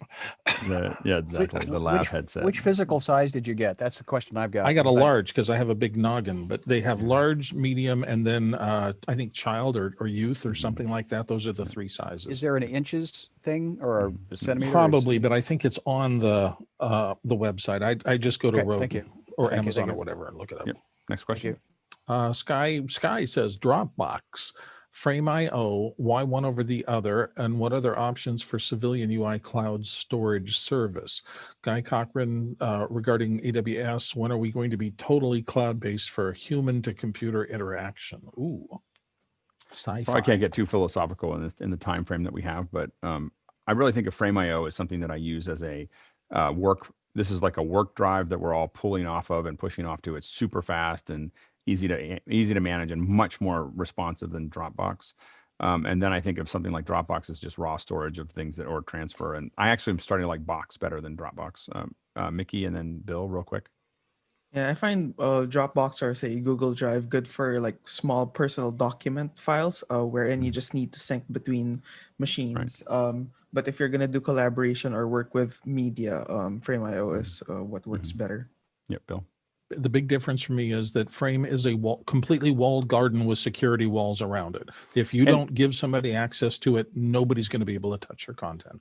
And you can seamlessly like say, hey, I want to have people give me comments on something, and you just make it a review link and send it out to them, and you can decide whether they can download it or not. And Dropbox doesn't have any of those tools. So it's for collaboration, Frame.io is the thing. Next question.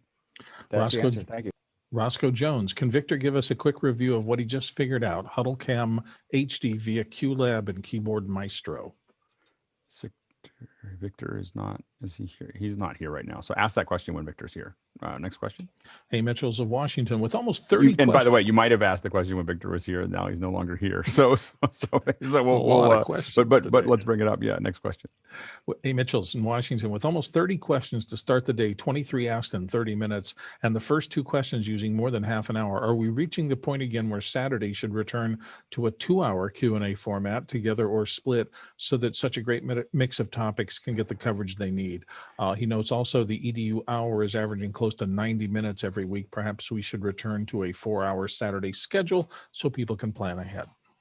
People just have to know that weekends are a little bit more fluid. This is why it's important for people to ask questions before the 7 o'clock hour, is that a lot of those questions got after. I looked over at them, and I don't think there's that many right at the top of the hour. So when I do the announcement, there weren't that many, there was like 6. And so I tend to get relaxed, and because I have so many windows open, I just wasn't managing the time. And so I got behind because I was moving slower. So when I see 6 questions at the top of the hour, just know that there'll be big ones, because in my head, we have to cover more time. And I just need to be better at managing the comments. And again, I'm going to start getting, because people are getting good at questions. What we have to get good at is panelists is answering them faster. So we still have a tendency, even I do have a tendency to go around the house a little bit when we answer them. And when we see a lot of questions, we as panelists have to be more conscious to answer the question with the minimum number of words that is required to do it, and not explain quite so much, as we do it, and not quite as much setup. Anyway, last question. Rick Bakos of South Bend, Indiana. What does Alex use for encoding his streams? Use a variety of things, but the primary ones we use are elementals. So most of the big stuff that we use are, right now I'm using mostly elemental 600s, which are 8 inputs and 4K or many, or 1080p's. Also use elemental links, to do that. But those are the two primary, but it's all elemental for the most part on my end. And that's the way most of my encoding has been for the last decade. The last thing I'd say is to manage your expectations is that Saturdays will not get shorter. They will get longer. We'll probably give you a break, but we're working with Andy on Zoom OSC training starting the 25th, I think, the last weekend of the month. And that'll be like 2-hour sessions on Zoom OSC. And then like for 5 weeks. And then I'm also working on getting it lined up for probably the same time frame is resolve sessions. So Saturdays are going to get to be, these will be probably 1 or 2 hour resolve sessions on Saturdays. So they will be busy. So just a manager. I know you had plans for the spring, but there's going to be things to do. All right. We're going to take a quick break here. Sorry to all the educators who came in. Please raise your hand if you you waited as long as you did. Please raise your hand if you want to be brought in as an educator to do and we'll go until we run out of questions for the educators and discussion. So there's no hard out. If you are an educator that hasn't been brought in, go ahead and raise your hand. If not, Mickey, why don't you do a quick mic check, and I'm going to take a quick break here just for a second. Okie dokie. Hey guys. Please put your first name, last name, and location in Zoom. And on the meters, the goal is to hit -24 on the short term.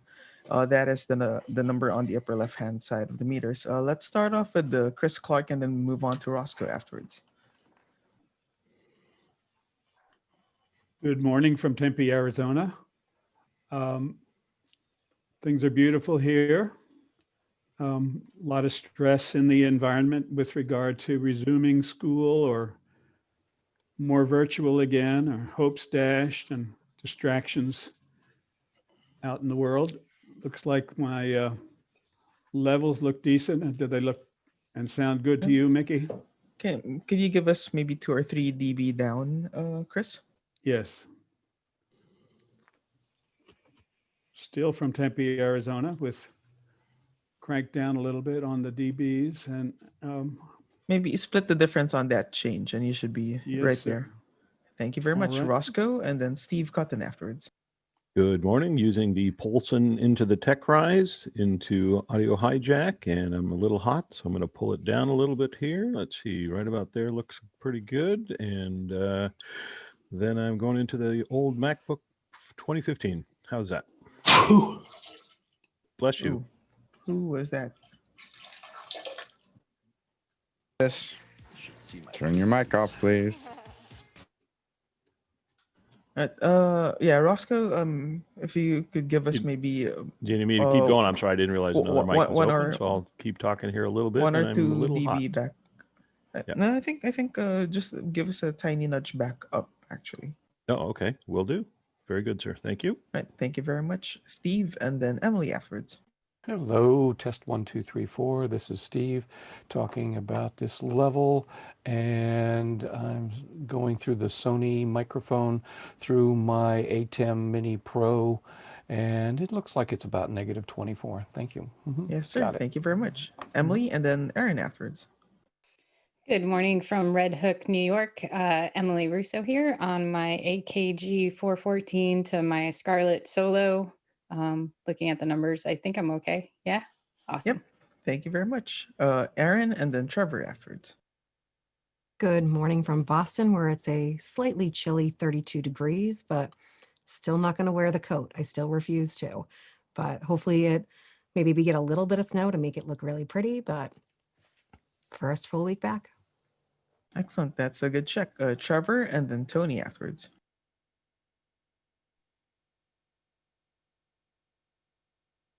Not hearing you, Trevor.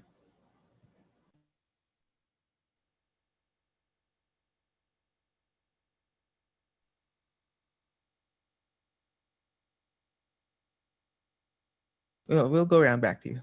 Tony?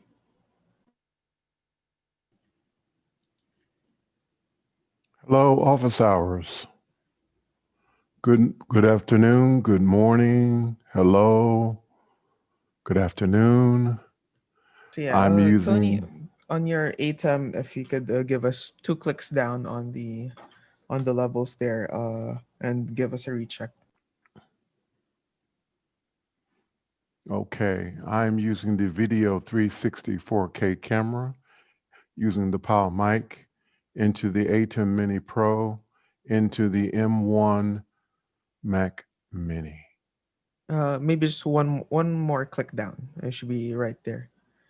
And yeah, after Tony, when Trevor gets back in, we'll do a quick recheck on Trevor. That is 1 click down. All right. Thanks, Tony.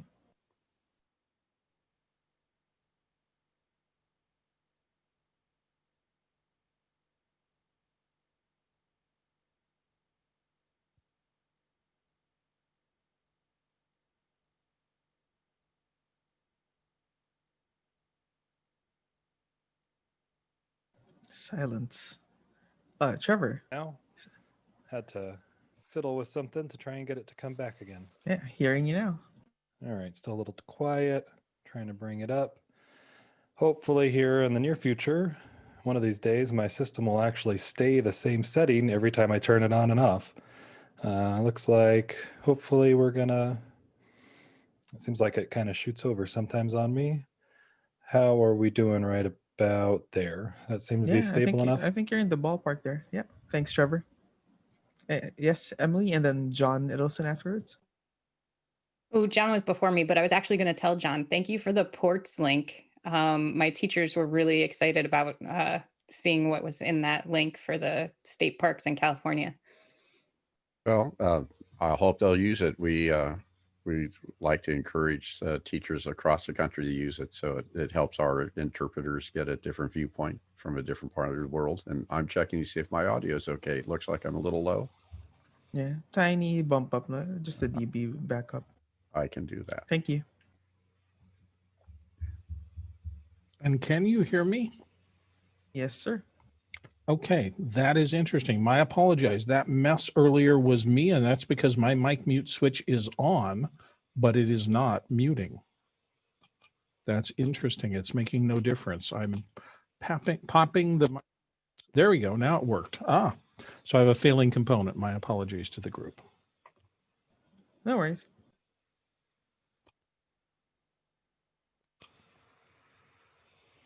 Bill, you have so much goodwill built up here. You got a long ways to go before you fall off. Well, I'll take the demerits. I should know that a mute is not enough. You get used to something. It's worked for 6 months, but it doesn't always work. That's how we live. Now, when you rise to the level of Mickey, then you've gotten somewhere. Yeah, that's right. I've got a long way to go to get there. I've got a failing cable, an XLR cable with Mickey yesterday. It's like everything's falling apart. My switch here, it looks like my network switch is dying. It just all falls apart. It has a shelf life, this stuff. And actually, the reason I bought the second one of these is I thought, what happens if it bends and breaks? I should get a second one just as a backup. So, that's it. Yeah, you always need 2 or 3 backups of everything. Yeah, absolutely. So sorry, we're running a half an hour late. We've got a lot of questions. One of the things that's interesting about it, I was thinking about when I walked away, was that we're working really hard to engage the audience day after day after day. It's hard when you do it just as an event. This gets back into what we were talking about in the early one, is when you do a single event, you can only train the audience for or engage the audience so much in the first one, because they're just getting used to the fact that they can be part of it. What we're seeing in Mukana is an increased rate of engagement that's not proportional to the number of viewers. So there's the same number of viewers, but we're seeing more and more people ask questions and more people vote on questions. So the numbers used to be 1 or 2 or 3 or 4 votes. Now they're 8, 9, 10, votes for different subjects. And that just becomes, that's just because people are getting better at being part of that community, and it takes time, to build that up. But it's an interesting process. So anyway, thank you all to the educators who have shown up, and it's time to jump into this. Before we jump into the questions, anything specific that people are noticing, or anything that has been a specific challenge or a specific victory this week, or just something you're thinking about as educators? No, it's just more of the same. Yeah, go ahead, Trevor. So I think a few of you else are also from California. So it seems like our governor has just lost his mind, and we went from distance learning to everyone back in 2 months. Yeah, I mean, it I don't know. As someone who lives in California, you just feel like California is losing its mind. But you're like, it's just like this slow unwind that I'm just kind of like in the middle of. Go ahead, Roscoe. I have the opposite. I've been banned from the campus for the first 3 weeks of classes. Literally, campus is closed to me. Huh. And that just to you? They just don't like you, or they just no? Well, yeah, no. They're like that. We got to get rid of that Roscoe. Hey, everybody, we're all doing it, and then we'll just send and then as soon as we get the email goes out, I go, okay, no. Just to teachers or to everyone except for those essential personnel, who are the policemen and the janitors, probably. Right. Interesting. Go ahead, Emily.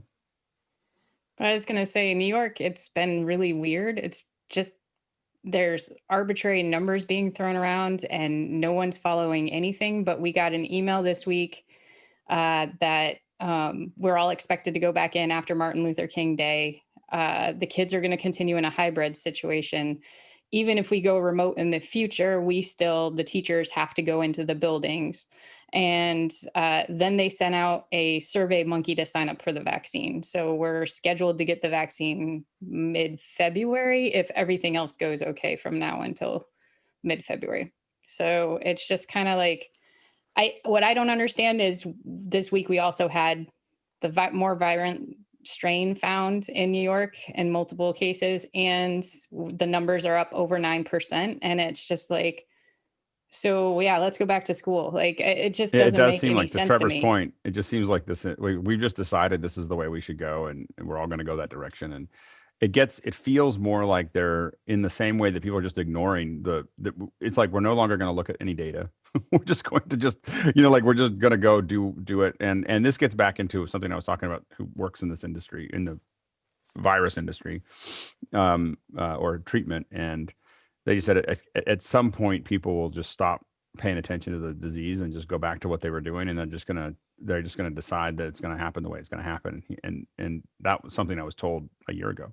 It's just the people will only do. That's his concept was, you need to give everybody a month warning, and then have everybody just stop leaving their house for a month, and then it'll go away. He said if you don't do that, it'll slowly just wind around until people just give up and just decide there's acceptable losses and move forward. You said you just can't hold everybody in a equilibrium forever. Leo. So in the UK, as you may have seen, we went back to school for 1 day. Right. They went back 1 day. They realized this is a complete and utter disaster, and then shut schools again. And so that has just, if anything, the damage was done in that 1 day. And it will have been done because the 30 kids in that room would have gone back to 30 houses, and everything would have come around. I've got Chris, you've got something else playing out, Chris. Yeah. Right. Yeah, we're hearing something else, Chris. It'll be interesting to see. I had a back and forth with. It's really funny. I had a back and forth with my principal for my kids, and I was just basically like, I don't think this is a good idea to bring all these kids back. Number one. Number two is I'm happy to help. Like, I was like, I do this. Like I'm happy to work with your teachers. I'm happy to train them, be part of help them out. No interest. They're like, I got an explanation about why they're bringing students back and everything else, which were I guess I'm told, and I don't know what you guys have seen, that the data is that the kids aren't getting sick. And I'm like, well, I think the data is that they're not showing symptoms. That's the real data, is that, yeah, sure, they're not showing symptoms. It's just their whole family is getting sick. That's they're getting symptoms. That doesn't mean they're not a vector. Well, if you look at so it'll be interesting. So everyone's going back, evidently. It's a lot of plexiglass.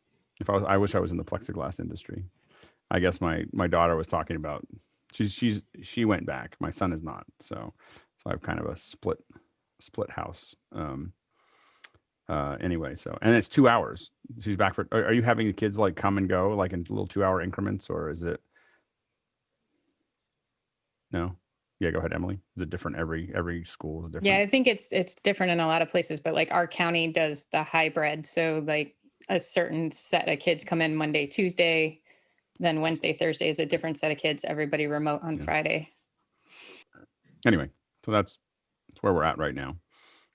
I think that, a lot of what we talk about is K through 12, because I think a lot of our experts are here, but I think that there's, if you have questions or comments around e-learning in general too, I think that we're seeing a lot of really interesting, it's amazing how many LinkedIn postings are showing up for instructional designers, and e-learning designers. And, like there is, I kind of track a lot of those because I'm looking for trends, so I'm looking for trends. So I track a bunch of, not because I'm looking for that job, but because I'm interested to see how many companies are looking for it, and they're all looking for it, like instructional design, instructional architect, instructional, like those just all of a sudden at the beginning of this year just blew up all over LinkedIn. I would say it's triple or quadruple what I saw in literally a month ago. So it's an interesting puzzle. Anyway, let's jump into the first question. Sure. T. Miguel Lopez Waterman in Florida of Bonita Beach, Florida. How much graphics slide work is appropriate in an online classroom, college age specifically, or is it better to send material to the students to look at separately? So my opinion is always that you should send as much as you can ahead of time as possible. You want students to absorb the information as much as possible, and you'll see us doing a lot more of that in the coming weeks here, where the email that you get every day is going to have more than just what we're going to talk about. I'm going to start putting in like research materials. It won't be next week, but it'll be the week after, where you get research materials. Like, here's all the stuff you can read, and here are some YouTube videos, and here are some, like we're going to have like these stacks of things. You don't have to do that, but giving you access to seeing it, I think, is important. As far as graphics and text, it's as much as you can do without leaving it up on screen. So leaving static images up, like especially text, is devastating to everybody's ability to stay awake. But having graphics that underline what you're talking about is unbelievably useful. Go ahead, Chris, and then Roscoe. My principle is the fewer slides, the better. Think about a budget of 5 slides for whatever the length of your class might be. What would be the most important 5 slides to send in advance, and then to re-encounter with the explanation and the conversation that you're hoping to generate, the questions, the different points of view, the different interpretations that your students might have of these 5 slides and their interrelationships. And then at the end, again, the 5 slides are the summary of the point of spending time together. Yeah. Go ahead, Roscoe. I was going to say, I separate slides and graphics. Graphics to me should be intense, and they should be a lot of detail in there, or can be, no, don't have to be, but they're illustrating a point and there should be a lot of depth in them. Slides to me are very few, and they're just there to kind of help you, remind you the order you want to do things in. But after a few years of doing it, you just automatically do it in the same order. So, yeah. And I think that the I was trying to look for one that's publicly oriented that I could show, but the thing is, I focus less on the number of slides and more on what I'm trying to show and how many. But I'm going through it to kind of a mix of what Chris said and Roscoe said, is just, I may have 100 slides, but I'm going to go through them at 30 seconds each. They're going to be like really fast, and I know how I'm going to go through them. And it can theoretically add a lot of energy to it. Or I have a lot of building slides that build out, that are going to, it may be 5 slides to Chris's point, but it may have a whole bunch of points that come up. What I don't want you to do is see anything until I talk about it. Like, I don't want to show you, put up a slide with the 8 points that I'm going to talk about over the next half hour, and slowly work through those, because they're already, people are, now that you don't have any control over the attention span now. Go ahead, Aaron, and then Chris. So to piggyback off what Chris said, if I do use slides to show something to my students, I only use 5 slides. And then I do what a second grade teacher told me is called the $2 sentence, or the $2 summary, where every word is 10 cents. So I can never have, in my mind, I can't do more than 20 words on a slide ever. That's just my rule. Yeah, no, that's good. That's good. Go ahead, Chris. There's a reason that the 10 commandments were delivered on 2 tablets of stone. This is going to be good. I like it already. Keep it short. Keep it short. Everyone will remember them if you keep it short. Yeah. Go 2 slides. Anyway, 2 ancient slides. John Ittelson. I had slides that if there's a certain concept I wanted to make sure the students understood, I would have a slide with that, and I'd make sure I'd repeat it throughout the session. There's nothing wrong with repeating something. And if it's really important, you want it in their head, showing it a number of times in every presentation, and then using it as a reminder when I do the follow-up presentation. Yeah. Yeah. And it does help. I mean, it does help when you have slides that support what you're talking about. Like, that does make a difference in, the visual going together with what you're, with the, but there's so much of it that if you don't do it right, the slides are just a huge distraction. I have loosened up a little bit looking at like that Inscopics one. I was looking back on it. I was like, okay, well, there were a fair number of those slides that were actually pretty useful. that they're describing something, they're talking over something pretty heavy. But there's a handful of them, and the rest of them are just really hard to watch. So what I have to teach our faculty is to treat the slide like when you ask a question, you have to give a beat before you answer it, because you need people to have the time to answer it. When I make a slide change, I stop, because I know their eyes are going to go to it. They're going to look at it, give it a pause, and then come up to it. But my whole thing is that I'm hoping that the slide thing is going to be, what I'm always hoping is that your slide presentation is going to be seamless to the audience. They're watching a piece of graphic, and it's just things are changing while you're talking, and those underlying things are happening there, but there's just not a lot of text to it either. That's the goal anyway for me. Those are the best, but those are really time consuming to make. They are. No, I will absolutely, agree with you that they are difficult to put together. I call those my TED Talk class lectures, because I had to spend the amount of time that you would do for a TED Talk to make that one lecture work. I see Erin shaking her head. I think that the thing is that this gets back into the need for, especially at the college level, having students that are assisting you putting those together, because you learn a lot putting them together. And so having students, working with you, I think what we're missing here is not having the students work on putting it together. Like, I wanted to teach my daughter how to use Keynote with one of their presentations, but they said, oh, you can only use slides. Like, you can't, they weren't allowed to use Keynote. And so I was like, okay, well, I can't do any of the cool things with it. I'm not Emily. I don't understand how to do cool things with slides. I just know how to make stills. So anyway, next question.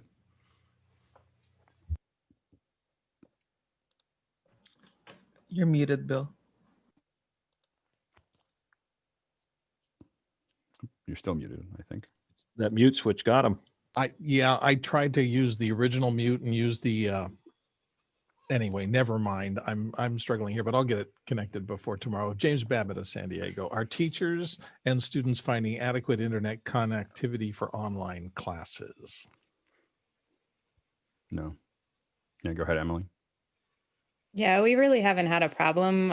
Right at the beginning of the school year, like when Google crashed and Zoom crashed, and it was just like there were a couple of times where like it wasn't even a full day crashes. It was just like, a dip for an hour or whatever. Those were the only experiences we had with losing internet or not being able to do what we were scheduled to do.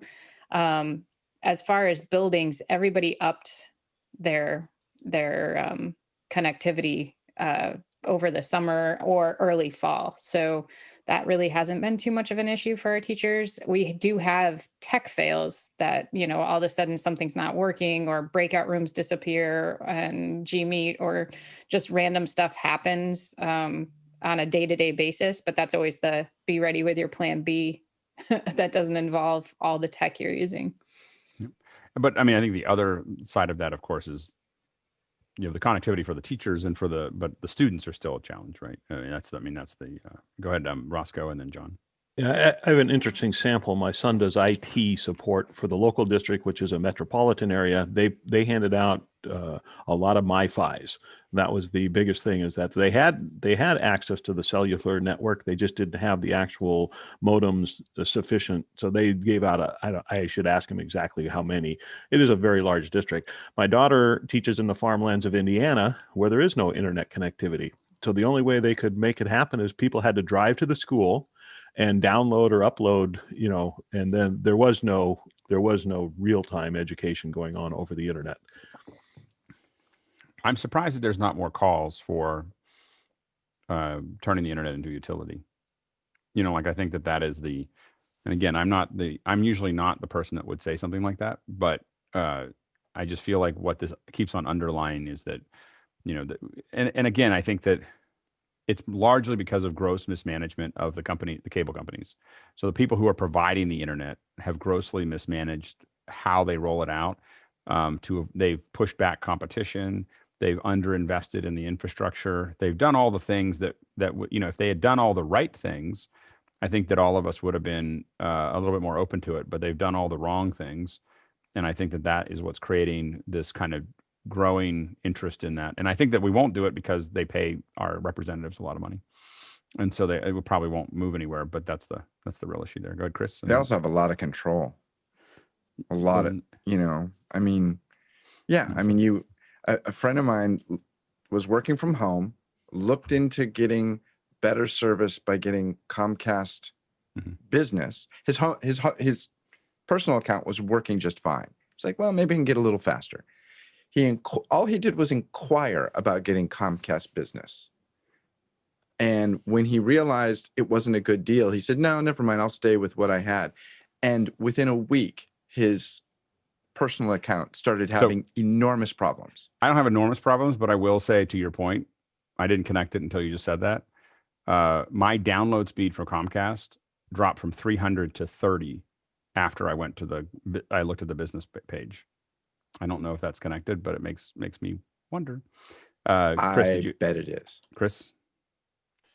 Our granddaughter's on remote high school teaching and learning, and over the break, the school district decided to require that all students on virtual learning turn on their cameras and leave them on all the time. So I think we'll start to see some of the capacity issues be amplified by the fact that kids are using a lot more bandwidth to try to comply with this new regulation, whereas in the fall, most of them, if not all of them, kept their cameras off. And so it was only the audio stream that had to be supplied.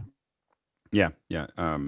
We're over. I got some bill for like $50 or something because I went over 1.2 terabytes or something for the house. Go ahead, Roscoe, and then John. Yeah. A good model, Fullerton, is going to be fiber throughout the entire city by 2022. They started this before COVID, but they have one company that's going out and putting all the fiber in, and then they have two companies to choose from, Gigabit Now and someone else, to choose as the ISPs, which is really cool. That is I think one of the good examples of that, I mean, that's a great example. Rwanda put in all the fiber for the whole country. They just spent the government put in all the fiber. And then they said all the wireless companies can compete for the last mile. Like they let 5 of them in or something like that. You guys can all compete for the last mile, but we're going to put the fiber into all the backbones. And it was just that way they could do it all at one time. And the biggest problem they have is Uganda. They go through their line goes through Uganda, and Uganda put the wrong routers in, the wrong fiber switches in, and because of course some Chinese company paid them to do that, and or paid somebody to do it, and so there's always these bandwidth issues. But inside the country, it's just incredibly fast. Go ahead, John Ittelson. So California has two major networks. It's actually one, but two names. CNIC, which is the one for the private and public and the whole university system, community college system. And then they have the K-12 high-speed network, which is the same network that goes to the county offices. But it's the last mile, and it's an equity issue. We're just seeing it even more now. But we had this problem before COVID, that rural communities, underserved populations didn't have the internet access. And so they're yeah, go ahead, Alex. And we had this problem before with telephone. And the way we fixed it is that everyone paid a little bit more in the city, and it subsidized all the telephone lines out to the country. Like, that's just the way it worked, and I think that's, and of course they're going to tell us 5G, people in the country are never going to see 5G ever. Yeah, they're going to have Elon Musk's, connection, over, the I can't remember the name of it at the moment, but the satellites. Well, it will be interesting to see what the Starlink. Department of Ed and the FCC do with E-rates and what might be like rural Wi-Fi and internet. But our faculty, it wasn't only a student issue. We, on our campus, I think you did the same, Roscoe, we provided hotspots to some students, provided hardware. Turned out we had to do that for a number of faculty. They did not have the internet access that they needed. I mean, I have thought about, in my little community here, if there's enough houses of just putting, not sat, but microwave, but big microwave dishes, buying up a gig and having us all just split it up, and I'll just build a network for them. And we'll just, call it a day, because it's just so expensive for that first piece is expensive. Go ahead, Mickey. Yeah, starting up a WISP, that would be pretty incredible for a community. And yeah, but just to John Itelson's point, the more rural areas here have actually resorted to doing educational broadcasts over AM radio, because there are areas here where there's zero internet connectivity at all, no cellular, no nothing. Part of the reason we built a version of Makana that doesn't do, we haven't used it for this, or very much, is that you could listen to radio or TV and still ask questions.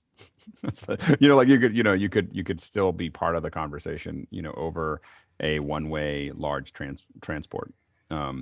So it's, and we built that because of Africa. We wanted to make sure that in Africa you could listen to it, because radio's everywhere. And you could still be asking questions and be part of the conversation without being connected. Next question. Oh, go ahead, Trevor, before I jump off. On the internet thing, so we're Spectrum here, and I've been fighting Sorry with about them. Yeah, me too. But for us, one of the things we found, so I mean, we do have CNIC and K-12 HSN. They don't serve us. All the last mile still has to be provided by a telecom company, because they won't actually get cable or fiber to you. So we still fight with that. And for us, one of the things is, like E-rate and all these mechanisms, they'll support some things, but for example, getting internet to all the students, no, they won't support that. They won't help with that. And then when it comes to doing your own internet, I don't know how many of you are on podcasts, but Planet Money, which is an NPR broadcast, did a thing. It was called Small America versus Big Internet. And everyone should listen to that one about how basically this one community, and I can't remember which one it was. It was North Carolina. They did their own community government-backed internet, and then telecom immediately made a law that no one else in that state could do it. And they were actually trying to kill it at that community that already invested millions of dollars, and they were able to get an exemption. Yeah, no, I mean, they did it in Pennsylvania, and again, it's the one place that is the clearest of how much our representatives are bought and paid for by the telecom industry. They're just completely, because most of us don't know it very well either. That's the thing, is that we don't notice it that much, and we don't know how much damage it's doing, to have it. I have a friend who I could probably bring on if we wanted to, who owns an ISP in Freeport, Pennsylvania. And, he spent 10 years fighting with AT&T over pole access, John. Well, and he had, by the way, clearly better service, $150 a month for 1 gig, symmetrical. He put and that comes with all the channels that he get, all the channels that he can downlink. And by the way, the channels he didn't bother to compress, so you get to see CBS the way it was meant to be seen. Go ahead, John. I was just going to say a little history lesson of history repeating itself, but the original cable systems were CATV, Community Access TV. People in Pennsylvania had a mountain between them and the transmitter, and that community set a receiver and rebroadcast through cable to its own houses. And then big business saw it was a business, and then we had satellite, and the rest is history. I'm not sure what the next version of that will be for the internet, but we need to do something for access if it's going to work for schools. And actually, if it's going to work for businesses, for communities. I mean, the number one thing that my friend, so not all of my friends, but nearly all of my friends are either leaving California or working on it. So they're researching where they want to go. And so there's a lot of conversation just floating around about it. Every dinner, every virtual dinner, or everything that we're talking about, we're having these conversations. And the biggest thing they look for is who are the ISPs and what can I get? What bandwidth can I get? Because these are people that work at information companies. They need to know how do they get at least 100 down and 50 up. Like that's what they're, like that is the number that they're all trying to solve, because they just can't work anywhere else. And so there's all these little towns that they would love to go to. They just can't figure out whether they'd be able to get the bandwidth. And so a lot of this, the bandwidth is not just an education problem. It's an economic development problem. And again, our telecommunications has earned what they're about to get, I think, in the next 4 or 5 years. Next question. Earl Negrete of Westlake Village, excuse me, is in with Meeting Pulse, seems to have some of the same functionality as Mukana regarding attendee questions and voting on the submitted questions. Has anybody used this product, and any thoughts on the use of it for education until Mukana becomes available, of course? Anyone used it? I'm looking at it right now.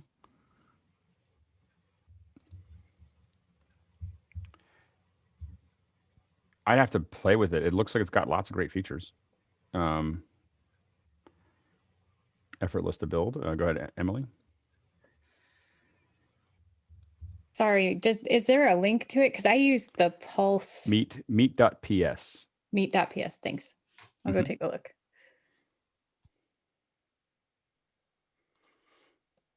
Yeah, so I don't think any of us have experience with it, but now we all are looking at it. So we'll look at it deeper. It's go ahead, Roscoe. Yeah, it just kind of came up in an after hours thing, and it was, and maybe I'll throw it out here for the educators, the ability to vote down. And I know that you, Alex, believe that's really important, but that they felt that actually became an issue because some people were getting voted down and they took it personally. And I was wondering what educators thought about that for students. Should things just get voted up, or should you have the ability to vote down a student's question? John, and then Aaron. I'm wondering if you're having a problem with questions being voted down because of who's posting it, if you can anonymize the questions to the voters, but yet still tie it to the poster. That might be one way to handle that kind of situation. There's a reason not to do that. I don't know if I want to get, I mean, it's so, heuristically, it's better for me to know who's voting who down. So like the system, I can see what everybody votes on, right? And so knowing that this person constantly votes down that person will eventually affect how we view that vote. So if you basically, the thing is with voting or with any interaction, we can make it impossible for you to game it because everything you do will create a pattern. And the one thing that AI can see really, really well is patterns, and so and it's almost impossible to kill the pattern, especially if you don't have bots. So if you get rid of bots and you tie everything to a phone, I can find those patterns all day. And I can, basically have it affect things in the future. Not right now. We don't do that right now, but there's a reason that I don't do that. I mean, that's that reason. I'm not saying hide it from us, but hide it from the people in. No, I understand. I'm saying I want people to know who's voting on what, because I want them to make that connection, because I want to see what that connection is. And it's not in a good way for the person voting down. Like if you vote down if you don't vote down questions you don't like, that's exactly how it's designed. If you decide you're going to vote down that person's question all the time, I get to see that, and that helps me in many ways. So like I want to, and so that's, it's coaxing out a behavior that I want to know about, because and from an education perspective, the reason you want to know that is that kids who vote specific kids down, specifically what that will tell you as an educator is who the bullies are, and so that is a bully finder, and so the reason you don't turn off the names is because you want to know who the people are that are doing that, because that's a bully behavior, and so it's important to, anyway, so that's why you keep the names in, is because it allows you to identify bullies. Go ahead, Emily, and then John, and then Bill. So in regards to the classroom part of that and having the downvote, upvote, and things like that, it also depends on the community that you set up within your classroom and the discussions and how you're going to be using it. Because in Seesaw, which is geared in my districts towards K6, there's a like button.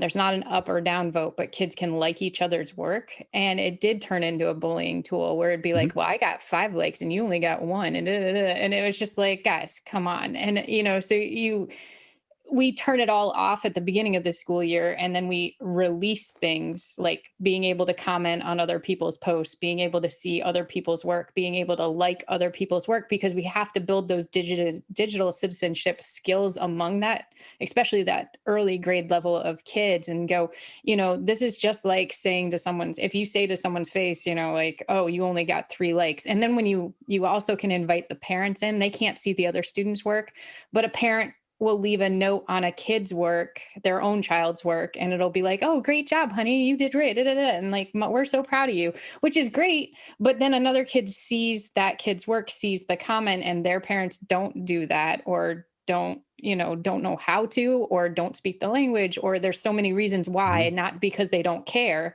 And it becomes another currency that the kids, it can be hurtful at a young age. And at an older age, I think, setting up the classroom, like, I think you have a very valid point of using that information to see what's really going on in your classroom, because you can be watching your kids, you can listen to your kids, and you hear things, but out of context, and then being able to see like multiple connections. So like, okay, they're ganging up on this kid online, they're ganging up on this kid in the classroom, they're ganging up on this kid in the hallway.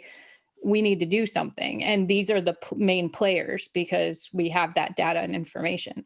Well, and as a kid who in my younger years was bullied, and then in my older years became kind of a bully of bullies, like I would scare off the bullies from kids that were getting bullied, because mostly I just threatened bodily damage. Like that's, that in high school, like I was just like, leave the kid alone, or, bad things will happen. And sometimes bad things did happen often enough that people listened. And the what I can say is that in the real world, it was almost impossible to see what was happening. Like people are talking to kids, and, they're, my brother was getting, just incessantly messed with. He's kind of a sweet kid. He's not as sweet now as he used to be. This is a different brother, not the one that runs the golf course. Just bullied incessantly, and my parents went to try to talk to them, and they don't have any proof. They don't have any data. They don't have any data to deal with it. And the only thing that stopped it was me taking one of the kids and picking him up by his neck and shaking him really hard, setting him back down again. And then after that, it solved it. He did pee his pants, and there was a lot of, whatever, but that's what stopped the bullying. And my parents did everything they could until I decided to solve it, and I didn't do any permanent damage, but the issue is that when I look at the power of this system, it's the power of being able to see those interactions, and be able to pick out who's being pressed down on without having proof, and I think that, it allows you to error correct much faster than in the real world, and a lot of kids were just really, and the reason I kind of took it on myself to stop bullies was because I just watched a lot of kids getting bullied, and it made me angry, and I come from a father who defends people who are bullied by other people. Like that's his favorite kind of case. So it was but I think that from me, I know that everyone wants to go back to the real world, but there's a lot of kids that don't. And I think I just want to speak for those kids that, school for a solid 10 or 15% of the class is a traumatic experience. Solid 10 or 15%, maybe 20. School is a traumatic experience, and so, and it's made so because rules aren't enforced, like that, or kids are allowed to be, I don't even believe, I mean, as a kid who really had a hard time in school, I don't even believe in collecting all those kids together at one time. I think they should just be around adults and be normal and learn, but not have to be stuck in with a bunch of other kids. So, anyway, but I think that to get back into this down arrow thing, the down arrow is there for a very good reason. And it allows me to it will eventually allow us to do a lot of things. Go ahead, John, and then Bill. Just for me, there in a large lecture class, there's a real value to have people be able to ask questions that weren't identified to them. So I would take questions from people raising their hands, but I also had a text entry. So a question could be asked that wouldn't be identified. Just lots of times, a certain time, people don't want to admit they don't know something. Chris Fenwick's always good about that because Chris goes, I don't understand this. You may have explained this, but for some students, that's very hard to do publicly. So I'll argue though that part of the teacher's job is to figure that out, like how to make it a safe space to ask those questions. I think that is, I mean, I know that's part of my job. Like I spend every day trying to make sure people feel safe to ask questions on this system, that in this group, and we've kind of set that pace. I don't know if it's part of the teacher's job, but it's one of the challenges is to create a space where people feel like they can. I think it is, but it's hard to do that in some settings. The way I did that space was make sure that people could ask questions in a way that they felt comfortable. Well, I think text questions, as you may have guessed, are much better than people raising their hand because people talk too much when they ask questions. And no one and that person represents one opinion and one thing, as opposed to what you want in a scalable classroom is that question represents 50 people's interest, in the system. Go ahead, Bill.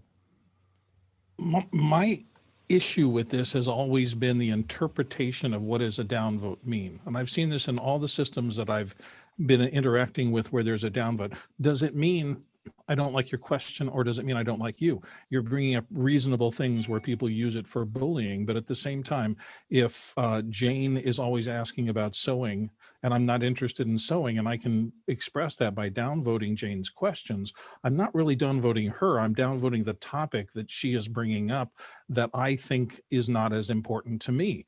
And on the other hand, that brigading stuff where people just try to silence Jane is absolutely impossible to live with. But that creates a pattern. Like anyone trying to do anything as a group. I know. So that's my point, is the interpretation of the pattern is difficult because it's the McMartin preschool thing. I mean, is there a pattern, or was there a pattern created by the fact that the topic came up, everybody was talking about? Well, no, but I'm saying people as a group constantly voting together creates a pattern in the system. What I would say is, when we track, I mean, I pay pretty close attention to questions that have negative numbers in our system. I read the question, and Chris and I have had conversations about looking for patterns of, is that person, because people theorize that there are patterns. We've looked at it. We don't see any major pattern, in that area.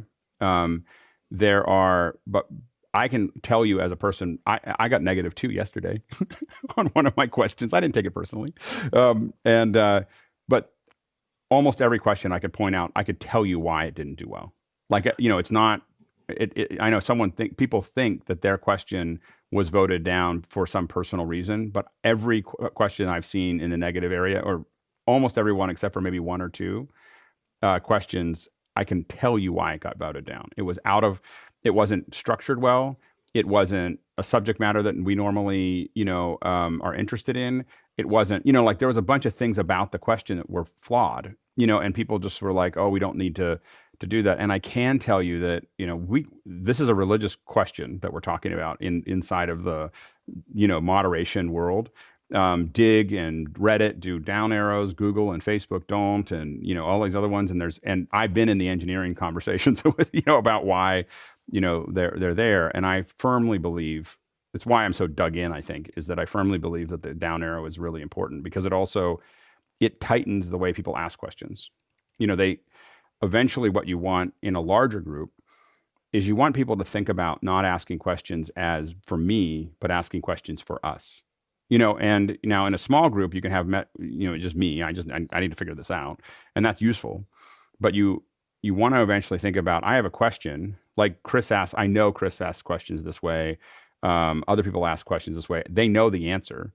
They ask the question because they think it would be I know I was talking to Jeff Francis about that. They asked the question because it came up, they solved it, but they think it would be a good question for the audience, for the panel to discuss.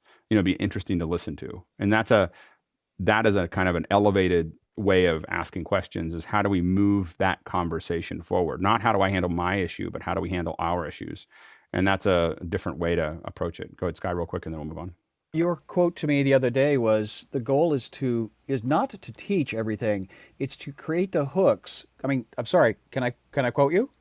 I should ask. Sure. This was a conversation we were having in Discord. And again, you hit me hard, and I want to be hit hard because I want to grow. I'm here to grow. So I've said it out loud. Sky has proven that he's got thick skin. So I hit it pretty hard every once in a while, in private. Yes, so anyway, that context is a part of your system, and I'm grateful for learning. Anyway. So the quote is, and I'll embarrass him. The goal is not to teach everything; it's to create the hooks for what you need to know, and then put you into a nutrient-rich environment. That's a mantra to live by. I don't know. I mean, that's just how I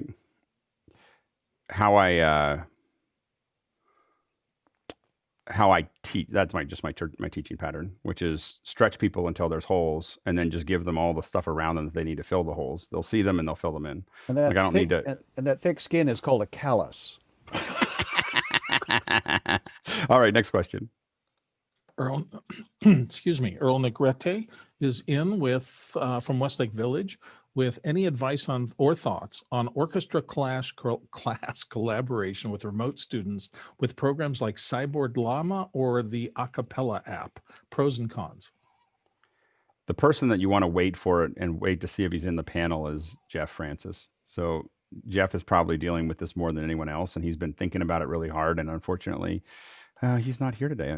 I'm just checking the list to make sure that Jeff isn't like just watching and we can't try to drag him in, but he's not. All right. Yeah. So take a look. Jeff's here often and he's really digging into it. Go ahead, Roscoe. I was just going to say real quick, Jeff would say analog. Analog's awesome. It has no delay to it. So that's where he'd go back in time and he'd say, give me all the analog gear you can.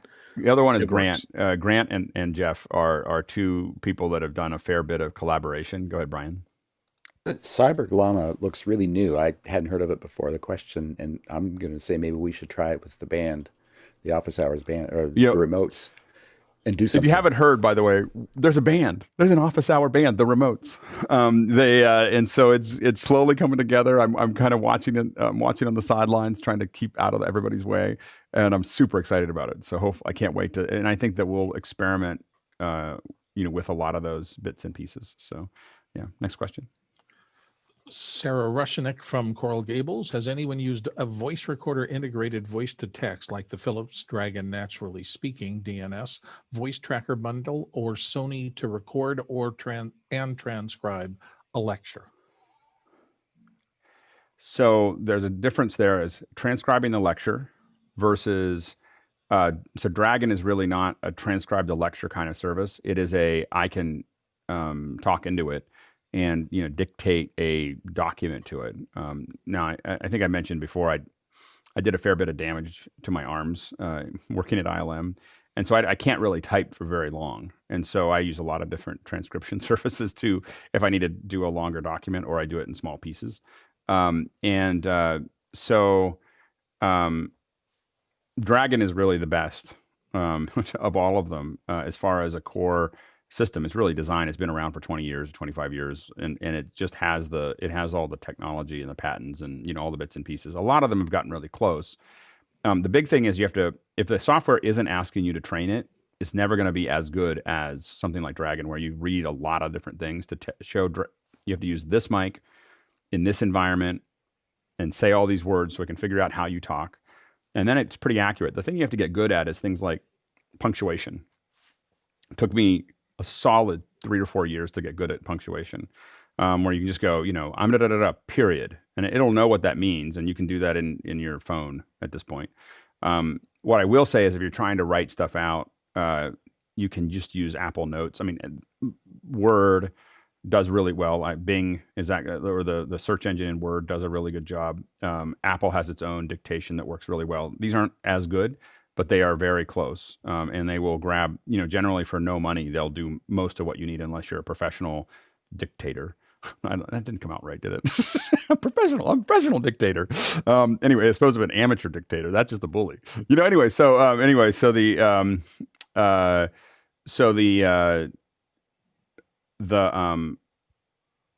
way to handle a session is to push it through something that's going to use AI to process the whole system. So what we use for that is Simon Says, and they were on here a couple of weeks ago to talk about it. You literally just push it through a system. You push it into the AI. It will push out the entire document with time code. You can even, in Simon Says, as they showed before, edit it by editing the text. You can edit all the video, but you can get that document out as a text file, as an SRT for other things. The thing to remember is that the AI is only as good as the audio. So if you're going to do this for lectures, this is where your audio becomes super important. Be far away from the mic, have a really roomy sound. The AI can't figure out what's going on. It's just a pattern oriented, and so give the mic, if you want to transcribe classes, you want really good mics. That is the thing that fixes it.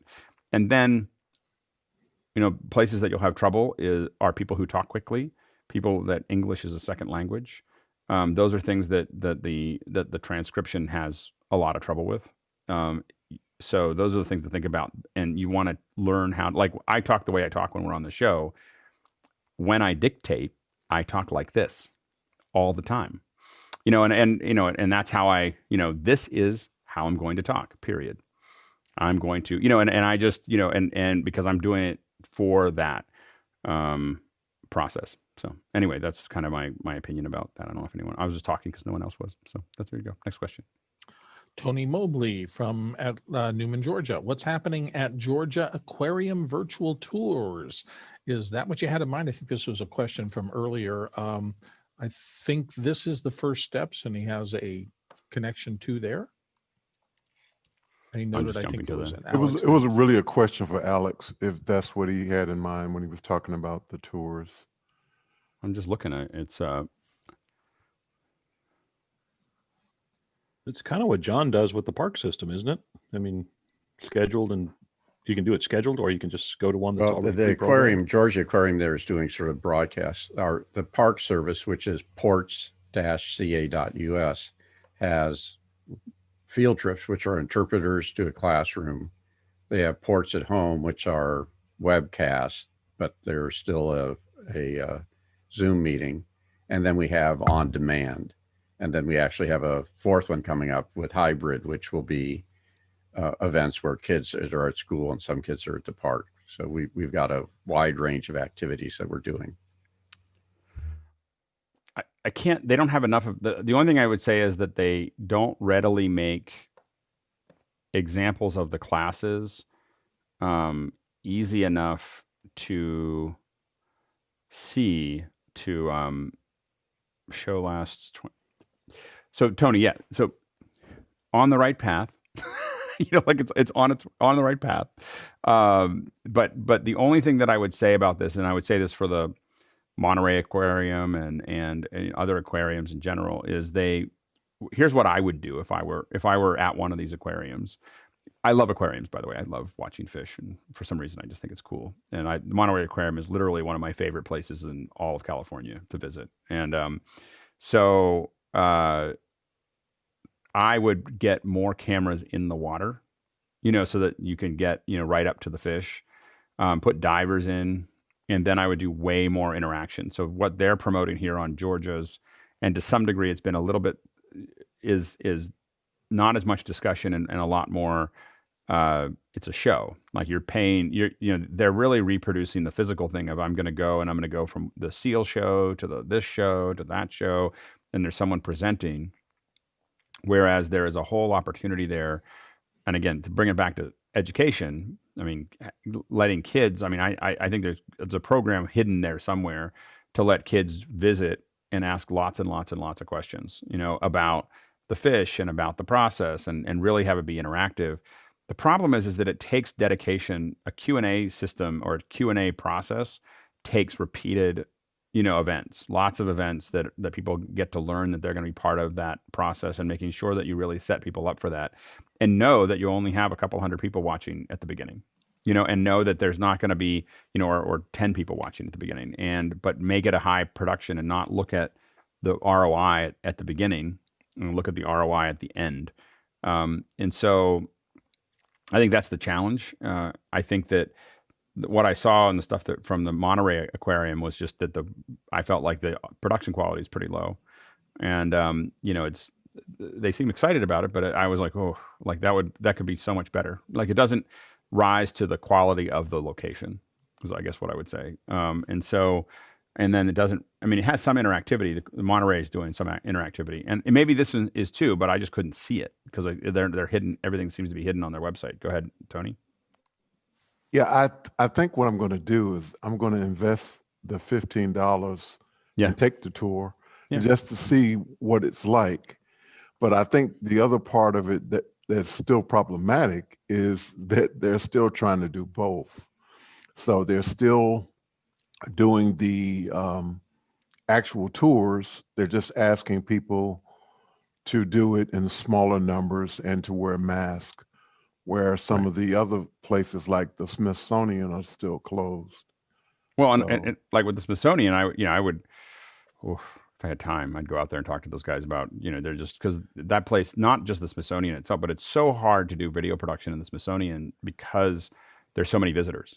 Like, it's just a disaster to do things in the Smithsonian because you can't shut anything down. People flew to the Smithsonian. So when we did a shot, we did one in their engine room. I think that Interstellar one that we did, I had an hour and a half to get set up because I had to wait until the museum closed, and then we had a 7 o'clock show.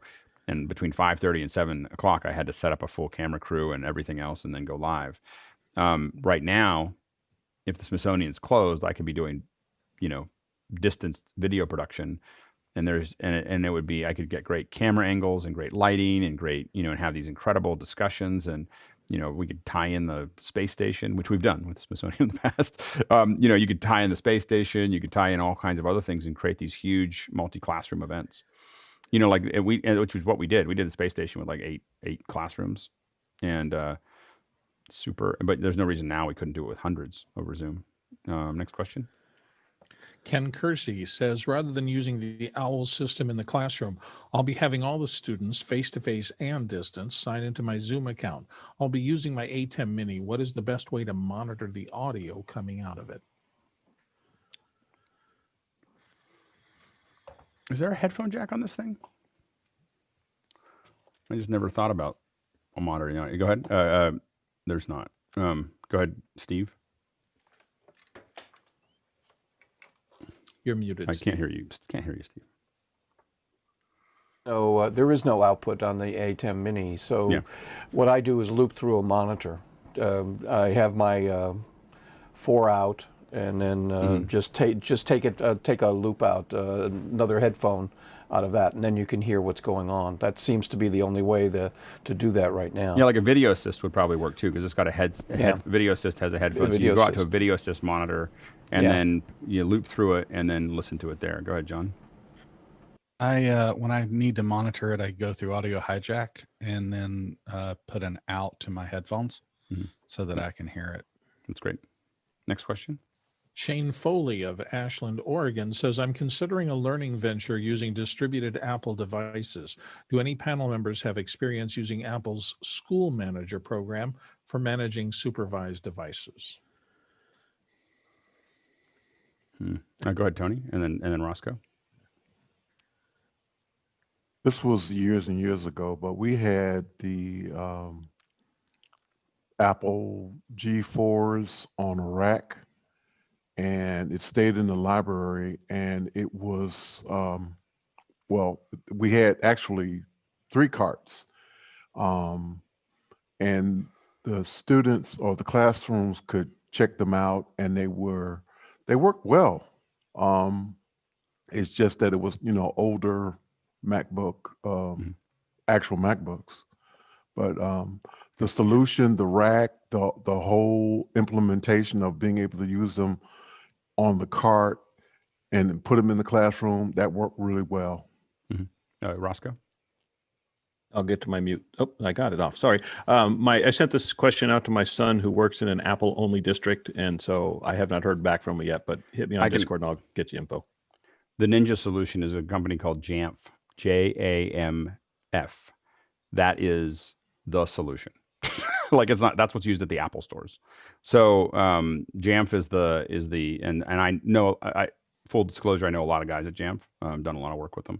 But they have that dialed all the way in as far as managing all the, entire fleets of iOS, iPad, Macs, everything. They know it better than anyone else in the world. And a lot of them are all ex-Apple employees that are there. So it's the deepest way to manage that. I wouldn't bother with trying to do it yourself. I would just use that as that service. Go ahead, John. Just put the link in the chat. Apple has a very good page on it, and what I would do is find an Apple distinguished educator at a school who's done it and ask them to help you. It's someone who's done it knows how to do it. If you try to do it from scratch, is there any interest for someone from Jamf to come in and talk? I mean, I don't want to press it down on people, but if people were interested in that, I can probably get Jamf to come to a Saturday morning or whatever and talk to everybody about management and what the challenges are. Okay. I'll take a look at it. I'll reach out to some of those guys. Yeah, go ahead. That'd be fun, particularly with the schools that have the challenges. Now the devices are out students' homes and how to keep them up and going. I've wondered about that.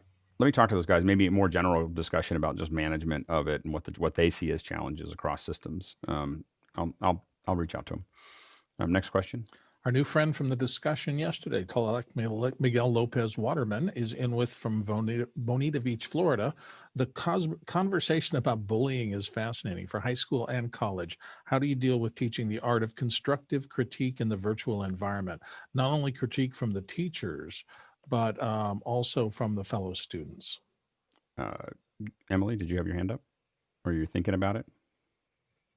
Well, when I first read the question, I didn't see I was rereading the part in virtual environment.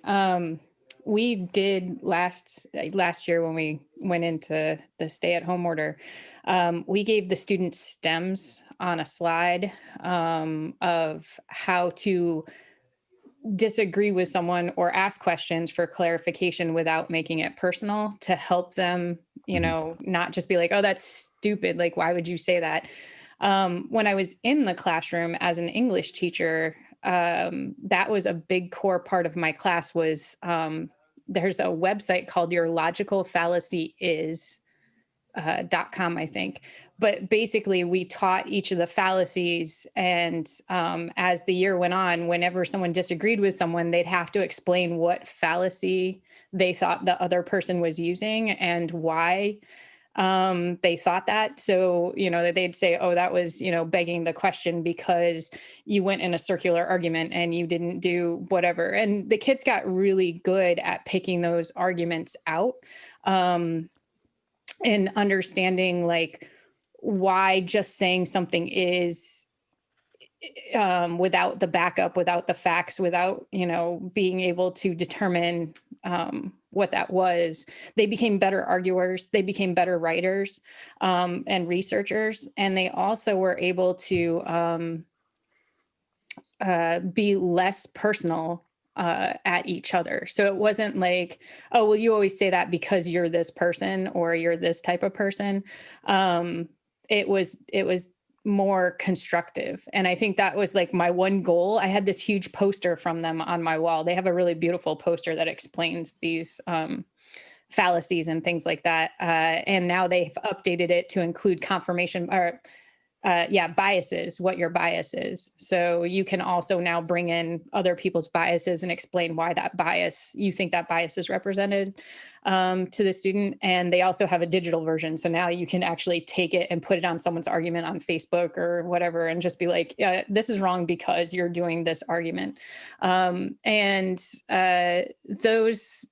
I think that, you know, teaching students, I think that's what my job, part of my job was if I'm going to teach you how to write and be persuasive, I have to teach you how to do it without, you know, going because I said so, or going both sideserism and not really having a clear point. I had graded a paper. I have virtual students this year that are taking online English courses that I'm guiding, and like a girl wrote this great essay about raising the driving age to 18, and then her conclusion was, you know, one, it'll reduce fatalities, but it also takes away trust from teenagers, but I think you should raise it to 18. And that was her full conclusion. And I wrote back and I was just like, you had this great like argumentative paper, you went through all these points, and then your conclusion was, and in conclusion, which I tell them all the time, I will not accept. They're going to have to rewrite that paragraph anyway.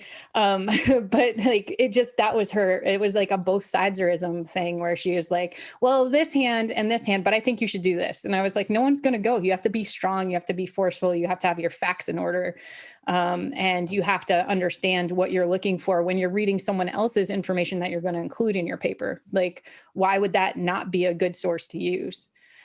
So I don't know if that answers the question completely, but it's definitely something that's, you know, something we should be focusing on everywhere: high school, college, middle school. I start teaching it in middle school with my middle school teachers that I work with. We were taught when I was pretty much when you started being able to talk, you know, like my family argues as a sport. You know, like it is like, you know, it's literally like probably the biggest sport in our family is arguing about whatever. And it's just, or debating, you know, that process. And you can't make a statement without knowing that you will have to defend it. You know, like you will have to defend that. It won't be personal, but you will be called to from the time I was a toddler, basically if I made a statement that didn't make sense, I'd be challenged, and by my father. So you, who's, considered one of the top trial attorneys in the Northeast. So it was a challenge, but I think that what I was going to say about that is that I think that it's really important to not take it personally. And that's something you have to build a culture around, to not take feedback personally. Our family, for instance, when you cook anything in my family, no one will tell you that's just great. Like they'll go, like my wife spent 3 hours working on a meal last night, and she asked people what they thought of it. And my daughter was like, 7. like it's, like there's no, it's just ruthless, but it's not personal. It's us, getting better, making each other better. When we give other people feedback, it makes us better. But you have to separate the personal part of it out of it. Go ahead, Chris, and then John. I wanted to say that there's another approach to preparing people to be more constructively critical, if that's not an oxymoron. And I think it is to a lot of folks. And that is to start with teaching constructive appreciation. That is, it's all about analysis and start with seeing the good in what someone else has produced or put out there. And it's not always obvious how to do that or how to talk about the good and then the potential for making it stronger, clearer, or more compelling. So, there are old-fashioned algorithms for say 2 nice things before you say the tough thing, the thing that's tough to hear when you're evaluating a person's work or performance. Although my family, they'll go like this. Praise in public, critique in private is another one of these memes that has a lot of value, in my opinion. Yeah. So, but the point is, it's all about analysis.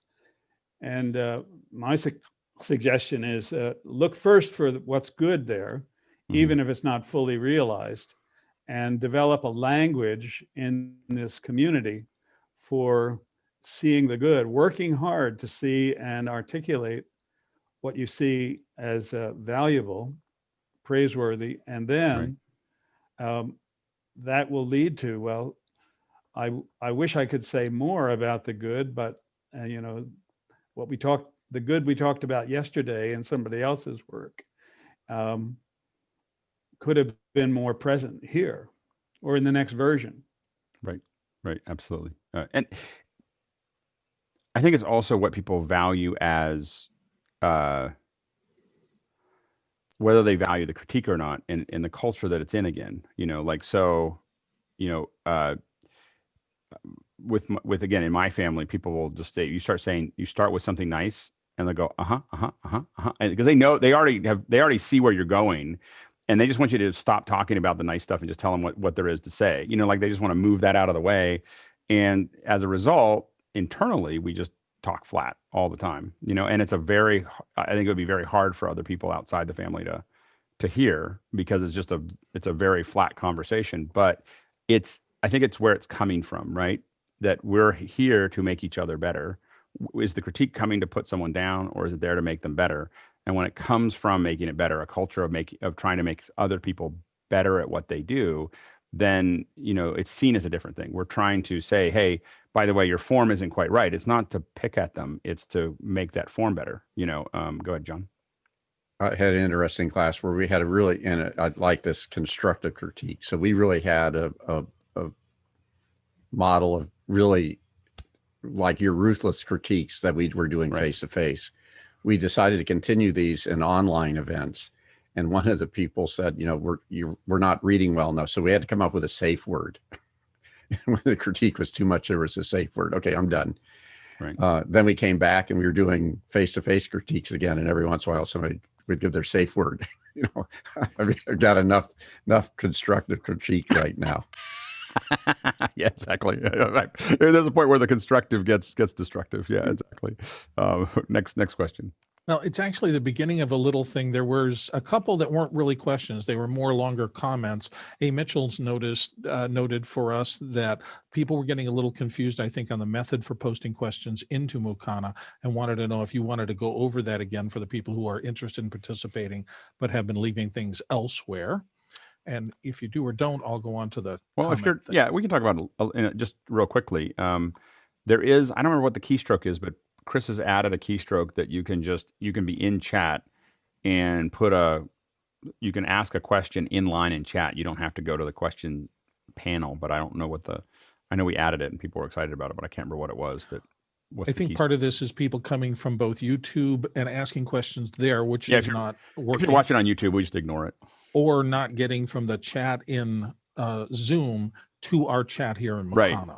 Yeah, so if you're watching we don't really watch the chat in Zoom or the chat in YouTube. We just watch Mukana, so it's just important. Go ahead, Roscoe. /ask, /ask, and that before a question. You have to put a space, /ask, space, then put your question and it'll go to the questions. Yeah, so you don't have to. And I think eventually that'll just be a button that you'll just be able to hit ask, and it'll just do it right in the. And if you have questions about anything, / space ask, and it'll tell you about it. It's like a man page. Yeah. So next question. Okay, so we got a two-part. It's really as much a comment, but I think it's worth discussing. I believe that much of and it comes from Michael Fisk in Spokane Valley. I believe that much of the format used here would work well in the education of the K-12 criteria, especially now, both for teachers and for students. For example, as a student here, I'm anxious every day to hit the go command at 6 a.m., creating an exciting atmosphere for the kids to want to contribute, ask questions. I believe also the education system could be more valuable than before COVID, keeping a close watch on all the political elements. So again, more comment than a question. Does anybody want to talk about it, or should I go on to the next piece? We'll keep on experimenting with that in this platform. That's what I'll say. I mean, I agree to most of that comment. And you're going to start seeing us experiment in the area of classes starting at the end of this month. So we'll have a Zoom OSC class and a Resolve class that'll be starting near the end of this month or beginning of February. And we're going to be experimenting with what learning looks like in a more organized fashion than us all just sitting around talking, which is useful in its own, but we're going to kind of experiment with structure and kind of keep moving forward with that. Go ahead, Trevor. One of the things I think that's very useful from office hours, I mean, the content's great, but how it's managed. One of the things, and it happens here once in a while when people get excited, you don't realize how bad the timing delays are until you try and interact. And we see it with Google Meets a lot, where with the timing delays, you cannot have a real conversation. It actually has to be choreographed. And I think the format here, I've even started adopting for some of our stuff, just as a way to make sure everyone's speaking in a way they can be heard. You're not getting into this weird game of chicken trying to talk to each other. So I think the choreographing, if nothing else, how this is choreographed is really, really helpful, and a really good model for any time you have these online interactions. It's funny. I have a bad habit of doing it in meetings with clients, like the people that are paying me. I'm like one little person. I go, okay, you know, and then you get used to directing it, because it's just a much better, much faster conversation. Mickey. And yeah, I think it's important that we do the mic check so that no one's talking louder than anyone else. I think that's also important. And with people in office hours, mostly wearing headphones, earphones, no one's being cut off when people start talking at the same time. Because then someone who really wants to put their point forward can really speak up louder, and it works more like an actual in-person conversation that way. Yeah, and we have a pretty good muting skills here, so that's another piece of it. Yeah, you're right though, Trevor. I think that we've slowly found it. I don't think we had it. If you look in the early days of this, it was not like, I think we it's not like we just started this way. I mean, we started a little bit like this because I've done a lot of this stuff, but I've trained a lot of people to be hosts and said you have to, before office hours, you have to throw the ball to somebody. Like you have to, don't say, what do we think? You have to throw it to a person. You can't just throw the ball down the field. You need to throw it to somebody. And that's how you keep it. So for years, we've trained hosts to do that, just because online can be confusing because you don't have a lot of the little cues that you would normally have in person. Go ahead, Bill. Yeah, and you have to understand that a lot of us have been here for thousands of hours now. So we got myelinated into this system and learned the rhythm of it over the course of time. We weren't like this in the first month. It's not thousands. It's technically about 1,000. So it's about 1,000 hours of so if you do it for 1,000 hours, this is kind of where you get to. This is so next question. Like I said, a callus. Yeah. Pete Hagan of Lexington, Kentucky says, higher education question here. I'm a newcomer to your Zoom events. I'm on the production side. Is there a diagram or flow chart of the hardware and software that you're using to produce these events? Well, if it's producing this event, it's not very much. I mean, a bunch of us have little switchers and stuff in line. But I think you may be talking about the larger events, and those are ones that I owe you guys some drawings, but I don't have them in a way that I could show them because they've got logos and things on them. But for this, it's really a good camera. Now I'm using a 6K camera because we're testing systems. But you could use a web camera. It's a good microphone, which is can be as simple as a $30 little kit. And then lighting and an earpiece. And those are the big pieces and an Ethernet cable. Ethernet is a wondrous thing. I think that's pretty much it for the way we're doing it. And then for this session, to keep it simple, at least for now, we're just doing it all inside of Zoom. So we really lean on the Zoom tools to make it work. Other events, obviously we still use Zoom, but we use it in a way that it wasn't built for. Next question. The next is just go ahead, Tony. From what were you say, Tony? Real quick, Tony. I was just going to say that basically what we're using right now also can be used in the classroom as well. Yeah, no, absolutely. Yep. And when I talk to clients and they go, "Oh, I don't want to buy a big kit," I'm just like, just get everybody microphones, like $30 and just get them a set of microphones and an earpiece. Like those two things will solve 80% of your problems in Zoom is just the earpiece and microphone. And then after that, we can make it look better if we want to. Go ahead, Mickey. Yeah, definitely the little events that we work on. Most of our clients don't have the budgets to buy kits, but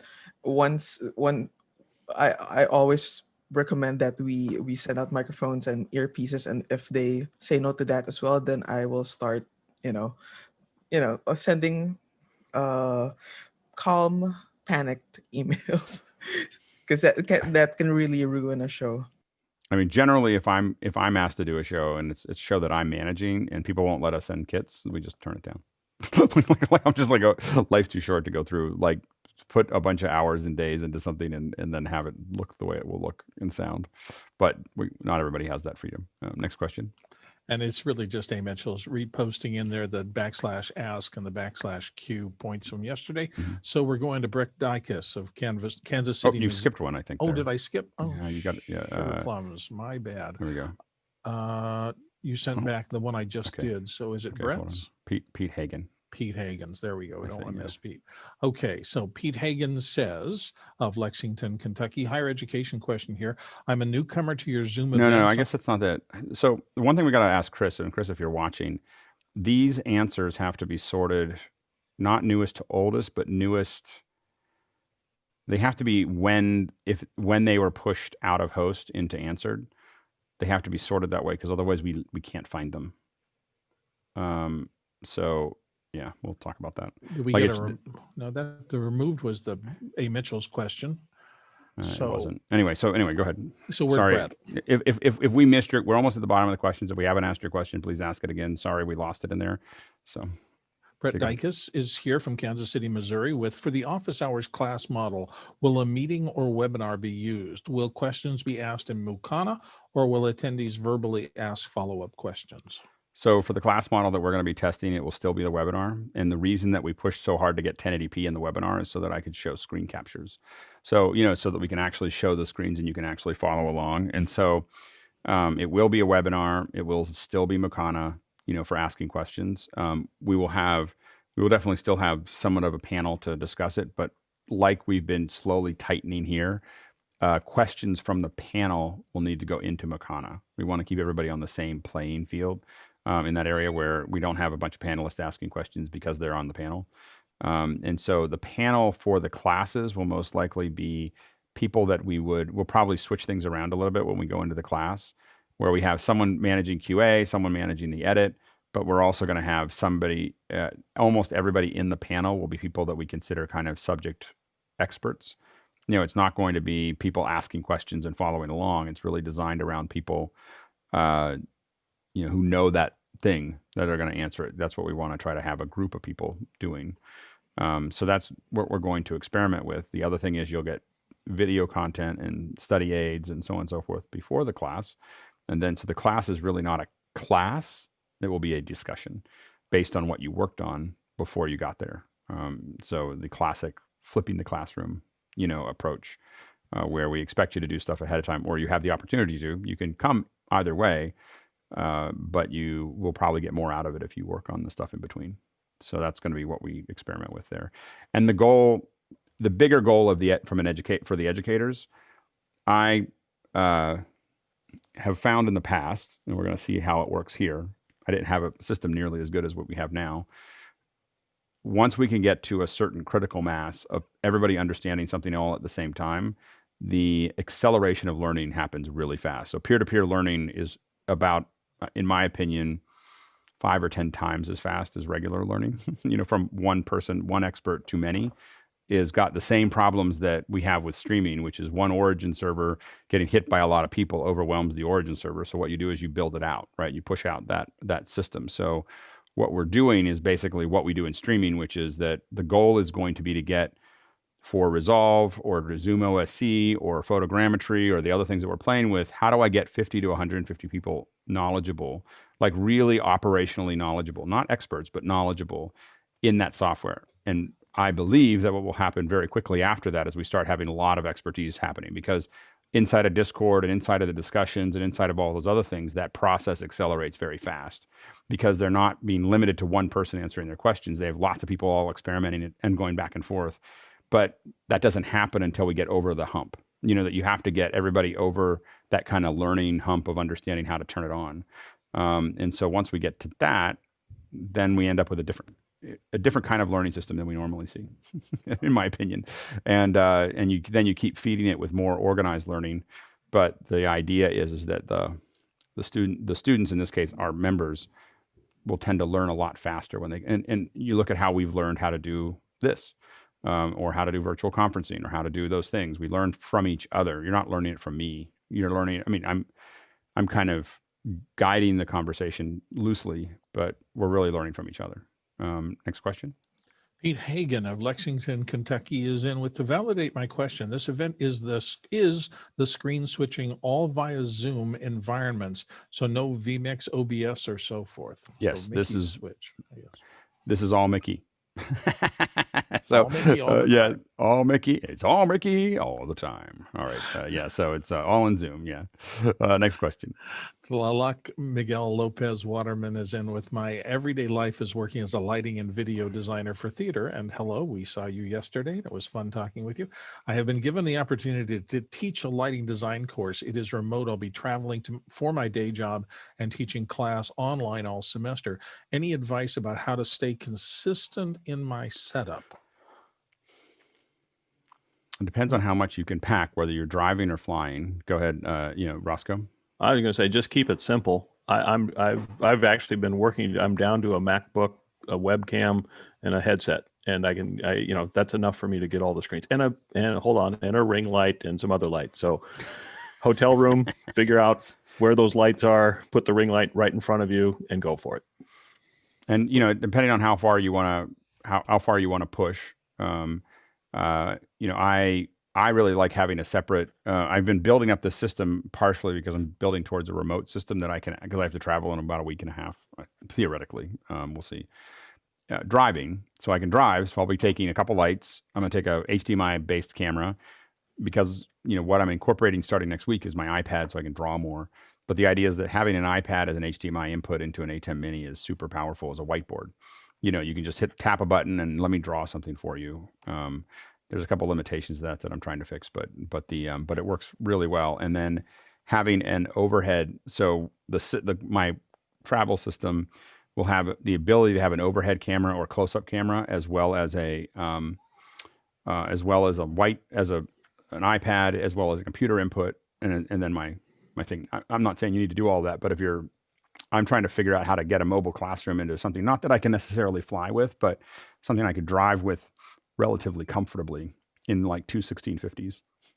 so that's how I think of it, is I put two 1650s in, I can, set it up so the goal for me is I got to be able to set it up in a hotel room in about 30 minutes, for something that's going to stay up, and just kind of put things up and quickly wire them all in.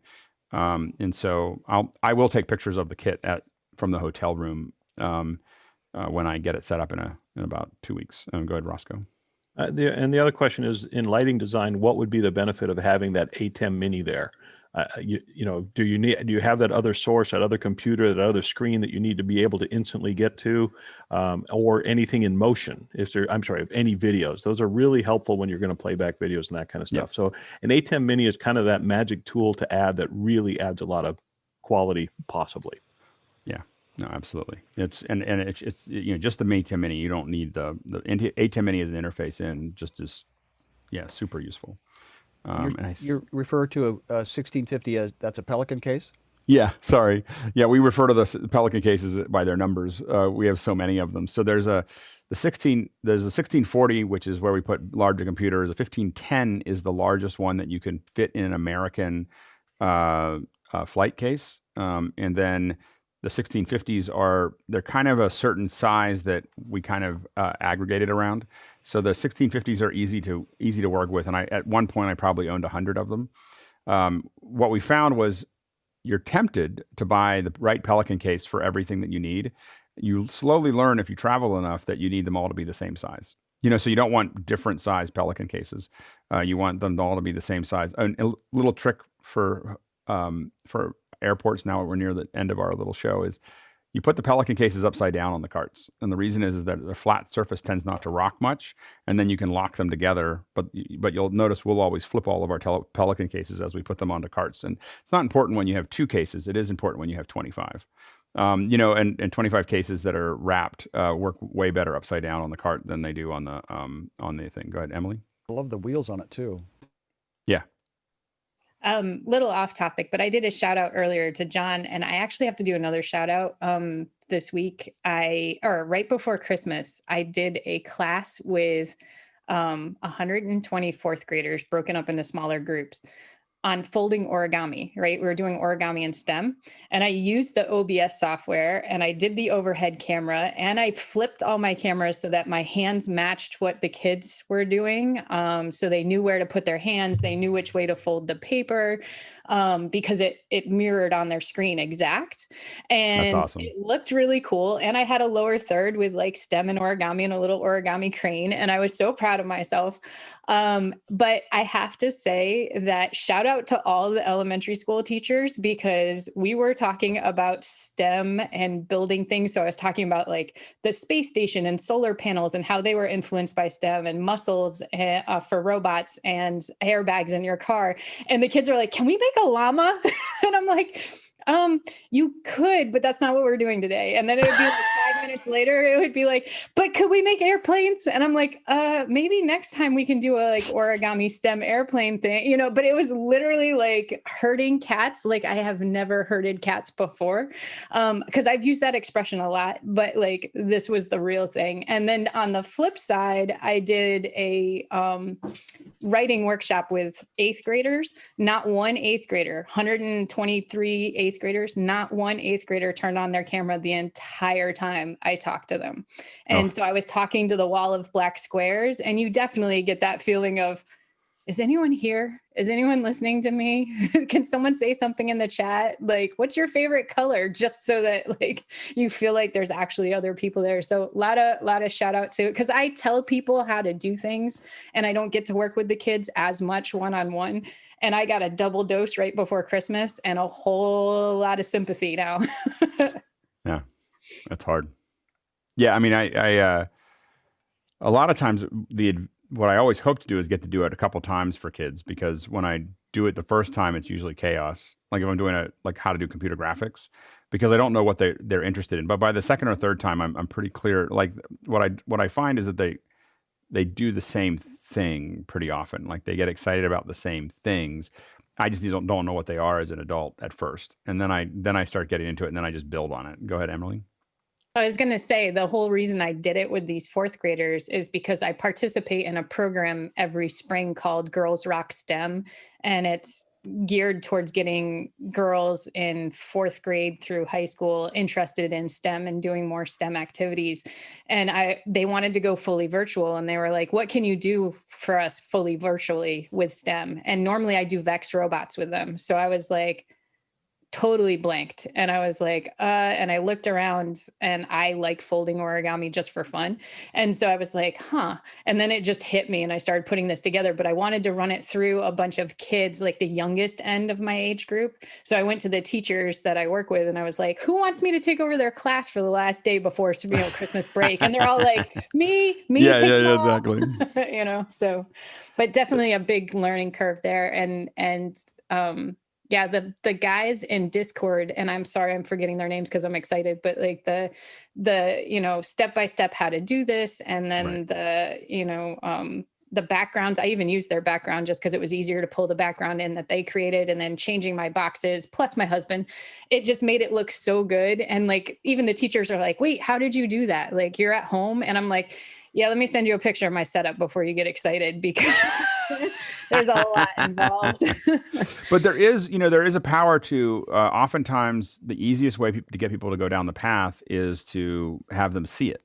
Like have them see, like, because now you have people that are interested in going, oh, I really want that kind of, again, I personally think that empowering teachers with, a $5,000 kit that gives them all the things they need to teach a real class. If you did that with the new aid, rather than buying plexiglass, you'd end up with a lot of teachers that probably would really enjoy doing it at home, because you really have the tools. It's, that's the issue. John? Yes, Alex, I'd love to have a second hour or an event where, Emily, if you would be willing to teach us origami. We're ready. I would pay for it. Let's do that class. I would love that class. We'll figure it out on a Saturday. She gave us a thumbs up. So that means that there will be a origami class with Emily coming up soon but we're going to, where's the llama? Can we make a llama? If you look at the crane from upside down, it's probably a llama. My daughter will love you if you can do a llama. Can I use my Can I use my AT&T bill to fold up that piece? Oh, look at that. That's awesome. Well, we'll all be in the fold when this happens. Ouch. Punish us. So, yeah. So my husband now. actually took my green screen and then did like a whole world and took the crane and was making it fly through the world because we have these green gloves. I think John told me about it too. It was that toy company where you could get the green screen and the little fold up and you can put the gloves on and you can make things move without seeing anything because it's keyed out. And so he keyed I have it right around the and corner if had it anybody wants to flying. see it. It's great. Yeah. Long So- green gloves. Yeah.